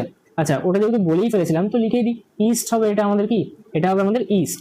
তাহলে ইস্টের কোরকোদ্গম কিন্তু আমরা দেখতে পাই, ঠিক আছে। আচ্ছা, তারপর কি বলছি, তারপর বলছি নিচের সঠিক জোটটি নির্বাচন করো। দেখো প্রথম বলছে বহুবিয়োজন হাইড্রা, না হাইড্রার ক্ষেত্রে আমরা কোরকোদ্গম দেখতে পাই, ঠিক আছে। আচ্ছা, তারপর বলছে খন্ডি ভবন। খন্ডি ভবন কি? খন্ডি ভবন হচ্ছে স্পাইরোগাইরা, এটা তাহলে ঠিক আছে, তাহলে এটা ঠিক হয়ে যাবে। কোরকোদ্গম প্ল্যানেরিয়া, না পুনরুৎপাদন ফার্ন, না এটাও ঠিক না, ঠিক আছে। তারপর হচ্ছে প্রদত্ত কোন জোটটি সঠিক, কোরকোদ্গম ইস্ট, হ্যাঁ ইস্টের কোরকোদ্গম দেখতে পাওয়া যায়, তাহলে এটাই ঠিক হয়ে যাবে, ঠিক আছে। আচ্ছা, তারপর কি বলছে, তারপর বলছে নিষেক ব্যতীত স্ত্রী জনন কোষ থেকে নিম্নলিখিত কোন জীবের ক্ষেত্রে অপত্য জীবের সৃষ্টি হয়। আচ্ছা, নিষেক ব্যতীত বলছে অর্থাৎ নিষেক নেই, তাহলে নিষেক না থাকলে যখন আমাদের স্ত্রী জনন কোষ অর্থাৎ ডিম্বাণু থেকে ডিরেক্টলি আমাদের কোনো জীবের সৃষ্টি হচ্ছে, তাহলে ওটা কি, ওটা হচ্ছে আমাদের পার্থেনোজেনেসিস। তাহলে এটা কি হবে, এটা হবে আমাদের মৌমাছি বা বৈতা। মোর স্পেসিফিক্যালি আমি কোনটা বলবো, আমি বলবো হচ্ছে আমাদের পুং জনন, সরি কি বলবো, পুং মৌমাছি, পুরুষ মৌমাছি, ঠিক আছে। তারপর কি বলছে, তারপর বলছে যে জোটটি সঠিক নয়, ইস্টের কোরকোদ্গম হয়, এটা তো সঠিক, ঠিক আছে, তাহলে এটা হবে না উত্তর। মসের রেণু উৎপাদন, মসের রেণু উৎপাদন এটাও সঠিক। প্লাজমোডিয়ামের পুনরুৎপাদন, তাহলে এটা কিন্তু আমাদের সঠিক নয়, তাহলে এটা কি বলবো, এটা কিন্তু আমাদের সঠিক নয়। তাহলে উত্তর কিন্তু আমাদের এটা, কারণ এখানে বলেছে কোনটা সঠিক নয় সেটা আমাদেরকে বলতে, ঠিক আছে। তাহলে এটাও কিন্তু আমাদের 2021 সালের প্রশ্ন। তারপর বলছে সঠিক জোটটি খুঁজে বার করো, তাহলে এখানে আবার সঠিক উত্তর চেয়েছে। প্রথমটাই সঠিক দেখে বুঝতে পারছি, হাইড্রার কোরকোদ্গম হয়, ঠিক আছে। আচ্ছা, তারপর বলছে অযৌন জনন সম্পন্নকারী, একটা জিনিস বুঝতে পারছো, তাহলে এক্সাম্পল থেকে কিন্তু বেশি প্রশ্ন আসে, ঠিক আছে। তারপর বলছে অযৌন জনন সম্পন্নকারী একটা প্রাণী হলো, দেখো অযৌন জনন বলছে তাহলে কি অ্যামিবা, দ্বিবিয়োজন বহুবিয়োজন। তারপর কি বলছে, তারপর বলছে হচ্ছে আমাদের শূন্যস্থান পূরণ করো। একই প্রজাতিভুক্ত কিন্তু জিনগতভাবে ভিন্ন, মানে একটা পুরুষ থাকবে একটা স্ত্রী থাকবে, দুটি জীবের মধ্যে যৌন জনন পদ্ধতিকে কি বলে, তাহলে আমরা বলবো যে এটা হচ্ছে আমাদের সিনগ্যামি। এটা কি, এটা হচ্ছে আমাদের সিনগ্যামি, আমরা পড়িয়েছিলাম। বা তোমরা যদি নিষেক লেখো তাহলেও কিন্তু তোমাদেরকে নাম্বার দিয়ে দেবে, ঠিক আছে। তাহলে হয় সিনগ্যামি লিখবে বা নিষেক বা ফার্টিলাইজেশন লিখে দেবে, ঠিক আছে। নিষেকের ইংরেজি হচ্ছে ফার্টিলাইজেশন। তা হচ্ছে সত্য বা মিথ্যা লিখতে বলছে অযৌন জননে দুটো জনিত্রী জীবের প্রয়োজন হয় না, এটা যৌন জননের ক্ষেত্রে প্রয়োজন হয়। অযৌন জনন তো একা একা হয়ে যায়, যে এই একটা আমাদের অ্যামিবা রয়েছে, তার মধ্যে নিউক্লিয়াস রয়েছে, তার প্রথমে কি হবে, নিউক্লিয়াসটা বিভাজিত হবে অর্থাৎ ক্যারিওকাইনেসিস হবে, তারপর সাইটোপ্লাজম বিভাজিত হবে অর্থাৎ সাইটোকাইনেসিস হবে। তাহলে কি হবে, এরকম ভাবে কিন্তু দুটো আমাদের অ্যামিবা তৈরি হয়ে গেল। তাহলে এখানে কিন্তু একটাই আমাদের কি লাগলো, একটাই আমাদের জনিত্রী জীব লাগলো, কি লাগলো, আমাদের একটাই জনিত্রী জীব লাগলো। তাহলে এটা কিন্তু আমাদের মিথ্যা, ঠিক আছে, কারণ আমাদের যৌন জননের ক্ষেত্রে কিন্তু দুটো আলাদা আলাদা জীব প্রয়োজন হয়, ঠিক আছে। আচ্ছা, তারপরের প্রশ্ন কি বলছে, বলছে প্ল্যানেরিয়ার অযৌন জনন কোন পদ্ধতির মাধ্যমে হয়। এটা অলরেডি বেশ কয়েকবার ডিসকাস করা হয়ে গেল, তো তোমরা এটার অ্যান্সার দেবে, ঠিক আছে। এটা HW থাকলো। তারপর বলছে উদ্ভিদের অযৌন জননের এককের নাম কি। আশা করি সবাই জানো, কি বলছি যে অযৌন জনন, তাহলে কি বলবো, তাহলে বলবো হচ্ছে আমাদের রেণু বা স্পোর, যেটা কিন্তু হয় আমাদের হ্যাপ্লয়েড প্রকৃতির। এটাই যদি আমাদের যৌন জননের ক্ষেত্রে বলতো তাহলে বলতাম গ্যামেট বা জনন কোষ, যেটা পুরুষদের ক্ষেত্রে পুং জনন কোষ অর্থাৎ আমাদের শুক্রাণু, এবং স্ত্রীদের ক্ষেত্রে কি হবে স্ত্রী জনন কোষ বা আমাদের কি ডিম্বাণু, ঠিক আছে। আচ্ছা, তারপর আমাদেরকে বলছে স্পাইরোগাইরা কোন পদ্ধতিতে অযৌনজনন সম্পন্ন করে, এটাও খুবই ইজি একটা এক্সাম্পল। তো এটাও কিন্তু তোমরা আমাকে HW হিসেবে কমেন্ট বক্সে বলবে। তারপর বলছে পাথরকুচি গাছের পাতার কিনারে উৎপন্ন অপত্য উদ্ভিদ জন্মানো কি ধরনের জনন। দেখো এখানে কিন্তু তোমরা কনফিউজ হয়ে যাবে না, এটাকে কি বলবে, এটাকে বলবে যে এটা হচ্ছে আমাদের অঙ্গজ জনন, আর কিছু বলতে হবে না, ঠিক আছে। অঙ্গজ জনন, বা আরো স্পেসিফিক্যালি বলতে পারো যে এটা একটা প্রাকৃতিক অঙ্গজ জনন, ঠিক আছে। বা জননের জায়গায় তোমরা বলতে পারো বংশ বিস্তার, ঠিক আছে। অঙ্গজ বংশ বিস্তার, ভেজিটেটিভ প্রপাগেশন। ইংরেজিতে বললে কি বলবো, ইংরেজিতে বললে বলবো ন্যাচারাল ভেজিটেটিভ রিপ্রোডাকশন, রিপ্রোডাকশন, ঠিক আছে। তো এটা তোমরা অ্যান্সার মার্ক করবে। তারপর বলছে দুটি উদ্ভিদ গোষ্ঠীর নাম লেখো যাদের ক্ষেত্রে সুস্পষ্ট জনক্রম দেখা যায়। একটা তো আমরা সবসময় পড়ি কি ফার্ন, আর একটা কি বলবো, আর একটা বলবো আমাদের মস, ঠিক আছে, টেরিডোফাইটা বা ব্রায়োফাইটা। তারপর বলছি পাথরকুচি পাতার কিনারায় উৎপন্ন, এটা কি ধরনের জনন, এটা তো হয়ে গেল অলরেডি, ডান হয়ে গেছে, ঠিক আছে, একই কোশ্চেন কপি হয়ে গেছে। তারপর কি বলছি, তারপরে কোশ্চেন হচ্ছে কোন প্রকার জননে অপত্যের দেহে নতুন বৈশিষ্ট্যের সম্ভাবনা থাকে। যখনই নতুন বৈশিষ্ট্য পাবো, কখন পাবো, যখন দুটো ভিন্ন জীবের মিলন ঘটবে, অর্থাৎ এটা কি, এটা হচ্ছে আমাদের যৌন জনন। তাহলে এটা কি হবে, যৌন জননের অ্যান্সারটা। বলছে একটি প্রাণী এবং একটি উদ্ভিদের নাম লেখো যেখানে অপুংজনি দেখা যায়, ঠিক আছে। অপুংজনি দেখা যায়, এটা আমি তোমাদেরকে আগে পড়েছি, এটা তোমাদের কি থাকবে, এটা তোমাদের হোমওয়ার্ক থাকবে। দেখবো যে কারা কারা এই যে ছোট্ট ছোট জিনিসগুলো আছে সেগুলোকে কিন্তু ভালোভাবে তোমরা রেডি করছো, যে অপুংজনি কাদের ক্ষেত্রে কিন্তু দেখতে পাওয়া যায়। এবং আমি কেন এটাকে আলাদা করে বেশি প্রেফারেন্স দেবো না, কারণ অপুংজনি কিন্তু এখন তোমাদের আসার চান্সেস কম আছে, ঠিক আছে। তবুও যদি স্কুলে চলে আসে, কারণ এগুলো পুরোনো সিলেবাসে ছিল, তো অনেক ক্ষেত্রে দেখা যায় যে স্কুলের টিচাররা যখন স্কুলের কোয়েশ্চেন করে তখন রায়ন মার্টিনের প্রশ্নবিচিত্র থেকে নেয় কোয়েশ্চেন, তো তখন সেখানে কি করে, এরকম একটা দুটো MCQ বা SAQ গুলো দিয়ে ফেলে, ঠিক আছে। তো এটা দেখবে কারা কারা অ্যান্সার করতে পারছো, ঠিক আছে, আমি এটার অ্যান্সার বলে দেবো না। তারপর এগুলো আমাদের পুরোনো সিলেবাসে ছিল। দেখো বলছে একটি বহি নিষেককারী আমাদের মেরুদণ্ডী প্রাণীর নাম লেখো। বহি নিষেক মানে কি, বহি মানে কি বাইরে, নিষেক মানে কি নিষেক, তার মানে যে আমাদের কোথায় হয় নিষেকটা, জেনারেলি আমাদের একটা প্রাণী, একটা থাকলো কি পুরুষ, আর একটা কি থাকলো স্ত্রী। এবার কি হয়, পুরুষ প্রাণীটা কি করে, তার কোনো জননাঙ্গের মাধ্যমে কি করে, স্ত্রী প্রাণীর দেহের ভিতরে কিন্তু তার শুক্রাণুকে পৌঁছে দেয়। তারপর সেই স্ত্রীর দেহের ভিতরে কিন্তু ওই যে ডিম্বাণু থাকে তার সাথে শুক্রাণুর মিলন ঘটে, যেটা মানুষ, কুকুর, বিড়াল, বিভিন্ন যে আমাদের প্রাণী রয়েছে তাদের ক্ষেত্রে কিন্তু সম্পন্ন হয়। তাহলে উন্নত যে কোনো প্রাণী দেহের ক্ষেত্রে কি হয়, আমাদের কিন্তু আমি অন্তর্নিষেক বলছি এতক্ষণ, বহি মানে কি বাইরে, বাইরেটা পরে বলছি, আগে অন্তর্নিষেক বলছি, মানে যেটা ভিতরে হয়। তাহলে এই যে আমাদের কি, যে একটা পুরুষ রয়েছে তার জননাঙ্গের মাধ্যমে সে কি করলো, স্ত্রী দেহের ভিতরে কিন্তু আমাদের শুক্রাণুকে পৌঁছে দিল। তারপর স্ত্রী দেহের ভিতরে কিন্তু কোনো একটা অংশে সেখানে গিয়ে কিন্তু তার কি হলো, নিষেক সম্পন্ন হলো। তাহলে এটাকে কি বলবো, অন্তর্নিষেক। আর যদি বহির্নিষেক বলি তাহলে কি বাইরে, তাহলে বিভিন্ন যে মৎস্য রয়েছে অর্থাৎ মাছ রয়েছে তাদের ক্ষেত্রে, তারা যে জলজ প্রাণীগুলো আছে বিভিন্ন মাছ, ব্যাঙ, তারা কি করে, তারা জলের ভিতরে কিন্তু আমাদের যে স্ত্রী মাছ রয়েছে বা ব্যাঙ রয়েছে তারা কি করে, জলের ভিতরে কিন্তু আমাদের ডিম্বাণু রিলিজ করে দেয়, অর্থাৎ জলের ভিতরে ডিম্বাণু ফেলে দিল। তাহলে তার স্ত্রী দেহের থেকে বাইরে আমাদের ডিম্বাণু চলে গেল, এবং পুরুষের যে শুক্রাণু সেটাও সে রিলিজ করে দিল। তাহলে জলের ভিতরে গিয়ে কিন্তু তাদের নিষেকটা সম্পন্ন হচ্ছে। তাহলে কি হলো, স্ত্রী দেহের বাইরে হলো, তাহলে তখন তাকে বলবো বহির্নিষেক। তো এটা হচ্ছে মেইন কনসেপ্ট, আর কিচ্ছু না, এটা একদম সোজা জিনিস। তাহলে বহির্নিষেককারী মেরুদণ্ডী প্রাণী বললে বলবো মাছ বা ব্যাঙ, মূলত কি আমাদের বিভিন্ন জলজ প্রাণী, ঠিক আছে। আচ্ছা, আর যদি অন্তর্নিষেককারী বলে তাহলে আমরা মানুষ, হাতি, ঘোড়া, বাঘ, যা যা মনে আসছে, ঠিক আছে। তা এগুলো সবই কি হবে, আমাদের এরকম হবে। দেখবি যে কি বলছে, যদি বলে মেরুদণ্ডী প্রাণী তাহলে যে কোনো জিনিস বলতে পারে। যদি তোমাকে বলে যে মেরুদণ্ডী পক্ষী, তাহলে কি বলবে, তাহলে বলবে পায়রা, এরকম বলবে, ঠিক আছে। তো এইটা একটু খেয়াল রাখবে যে কি বলছে আমাকে প্রশ্ন, ঠিক আছে। আচ্ছা, তারপর কি বলছে কোনো ব্যাঙ, ব্যাঙ কি জলজ প্রাণী, তাহলে এর ক্ষেত্রে কি হয়, বহির্নিষেক সম্পন্ন হয়। তাহলে কি বলবো, উত্তরটা বহির্নিষেক, ঠিক আছে। তো এর উপর আমি একটা নোটসও বানিয়ে এনেছি, চাইলে একবার পড়ে ফেলতে পারো। যে অন্তর্নিষেক মানে কি, যখন শুক্রাণু ডিম্বাণু স্ত্রী জীবের শরীরের ভেতরে ঘটে তখন তাকে কি বলবো, আমাদের অন্তর্নিষেক। কিভাবে হয়, পুরুষ জীব তার শুক্রাণু সরাসরি স্ত্রী জীবের জননাঙ্গ বা শরীরের ভেতরে কিন্তু প্রবেশ করিয়ে দেয়, স্ত্রী দেহের ভেতরে ডিম্বাণুটা সুরক্ষিত থাকে এবং সেখান থেকে কিন্তু নিষেক সম্পন্ন হয়। এবার আমাকে বলো, যেহেতু এটা স্ত্রী দেহের ভিতরে থাকছে তাহলে সুরক্ষিত অবস্থায় থাকছে, তাহলে ডিম্বাণুর সংখ্যা কম হবে না বেশি হবে, কম হবে। যেরকম মানুষের ক্ষেত্রে ডিম্বাণুকে একটা করে রিলিজ হচ্ছে, ঠিক আছে। তাহলে এই ক্ষেত্রে কি হবে, এই ক্ষেত্রে কিন্তু আমাদের ডিম্বাণুর সংখ্যা কম হবে। কিন্তু যখন বহির্নিষেক ঘটছে, ঠিক আছে, বহির্নিষেক কাদের ক্ষেত্রে ঘটে, আমাদের বিভিন্ন জলজ প্রাণীর ক্ষেত্রে ঘটে, ঠিক আছে। তাহলে এদের ক্ষেত্রে ওরা তো জলের ভিতরে ডিম্বাণু ফেলে দিচ্ছে, তাহলে একটা ডিম্বাণু ফেললে সেই ডিম্বাণু তো নষ্ট হয়ে যেতে পারে বা অন্য কোনো মাছ খেয়ে ফেলতে পারে। তাহলে কি হবে, তাহলে তারা কিন্তু বেশি পরিমাণে ডিম্বাণু রিলিজ করবে, যাতে কোনো না কোনো ডিম্বাণুর সাথে গিয়ে কিন্তু আমাদের শুক্রাণু মিলিত হয়ে যেতে পারে, এবং আলাদা আলাদা ডিম্বাণুর সাথে আলাদা আলাদা শুক্রাণু মিলিত হয়ে তাদের কিন্তু অধিক পরিমাণে কিন্তু সন্তান সন্ততিও তৈরি হতে পারবে, ঠিক আছে। তাই এটা হচ্ছে বহির্নিষেক। যখন কি হয়, যখন স্ত্রীদেবের শরীরের বাইরে কিন্তু আমাদের গিয়ে আমাদের নিষেকটা সম্পন্ন হচ্ছে, ঠিক আছে। তো এটা পুরোনো সিলেবাসে ছিল, এখন আমাদের জন্য ইম্পর্টেন্ট নয়। এবার টাইম চলে আসছে আমাদের হোমওয়ার্কের জন্য, আর এখানে তোমাদের জন্য একটা ইন্টারেস্টিং জিনিস আমি কিন্তু নিয়ে এসেছি। তো এগুলো তোমাদের কমেন্ট বক্সে অ্যান্সার দেবে এবং আমি তাদের নাম পরের যে সেশনটা আছে সেখানে আমি বলবো। তো তো সবার প্রথমে আমাকে একটা এক্সাম্পল পার্থক্য বলবে, যেটা 1-2 লাইনের বলতে পারলেই হবে। তো যৌনুক্রম এবং কোষচক্রের মধ্যে তুমি পার্থক্য কি বোঝো? একটা হচ্ছে যৌনুক্রম বা যেটাকে আমরা কি বলছি অল্টারনেশন অফ জেনারেশন, আর একটা বলছি আমাদের কোষচক্র যেটা হচ্ছে আমাদের সেল সাইকেল। তো এটার মধ্যে পার্থক্য কি আছে আমাকে একটু বলবে, ঠিক আছে? 1 লাইন বলতে পারলেই হবে।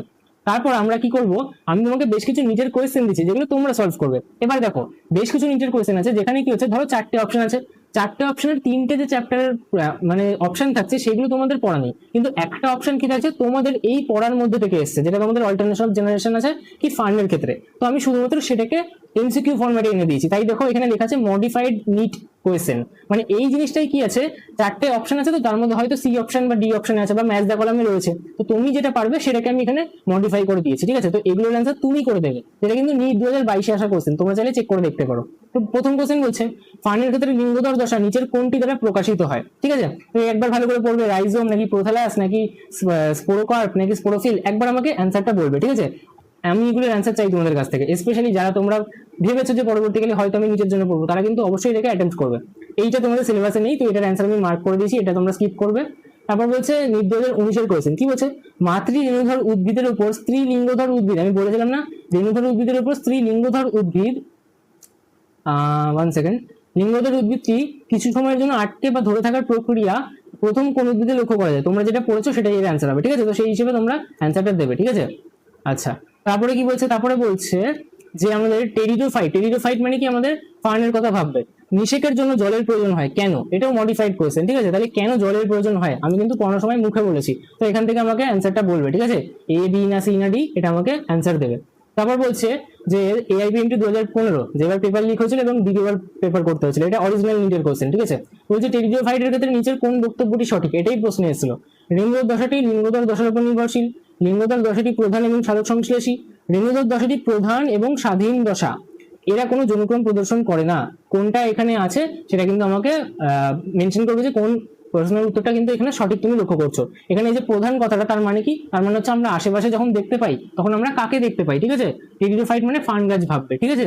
আচ্ছা, তারপর বলছে আমাদের, আমি বলেছিলাম কিন্তু টেরিডোফাইট ফার্ন তারা একটা প্রধান, আর আমাদের যদি ব্রায়োফাইট বা আমাদের মসের কথা বলি তারা কিন্তু অন্য, পুরো অপোজিট বলেছিলাম।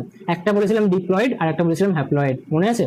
আচ্ছা, তাহলে এবার আমাদেরকে বলছে নিচের, এটাও একটা মডিফাইড এমসিকিউ, যে ফার্নের জীবনচক্রের প্রথম সঠিক পর্যায়ক্রম কোনটি, ঠিক আছে? এটা আমি একটু হেল্প করছি। দেখো রেণু থেকে রেণুধর হবে না কেন? দেখো রেণু থেকে রেণুধর দশা কিন্তু তৈরি হয় না, রেণুধর দশা তো 2n, তাহলে তৈরি হতে গেলে কি লাগবে? আমাদের কিন্তু জাইগোট তৈরি হতে হবে, ঠিক আছে?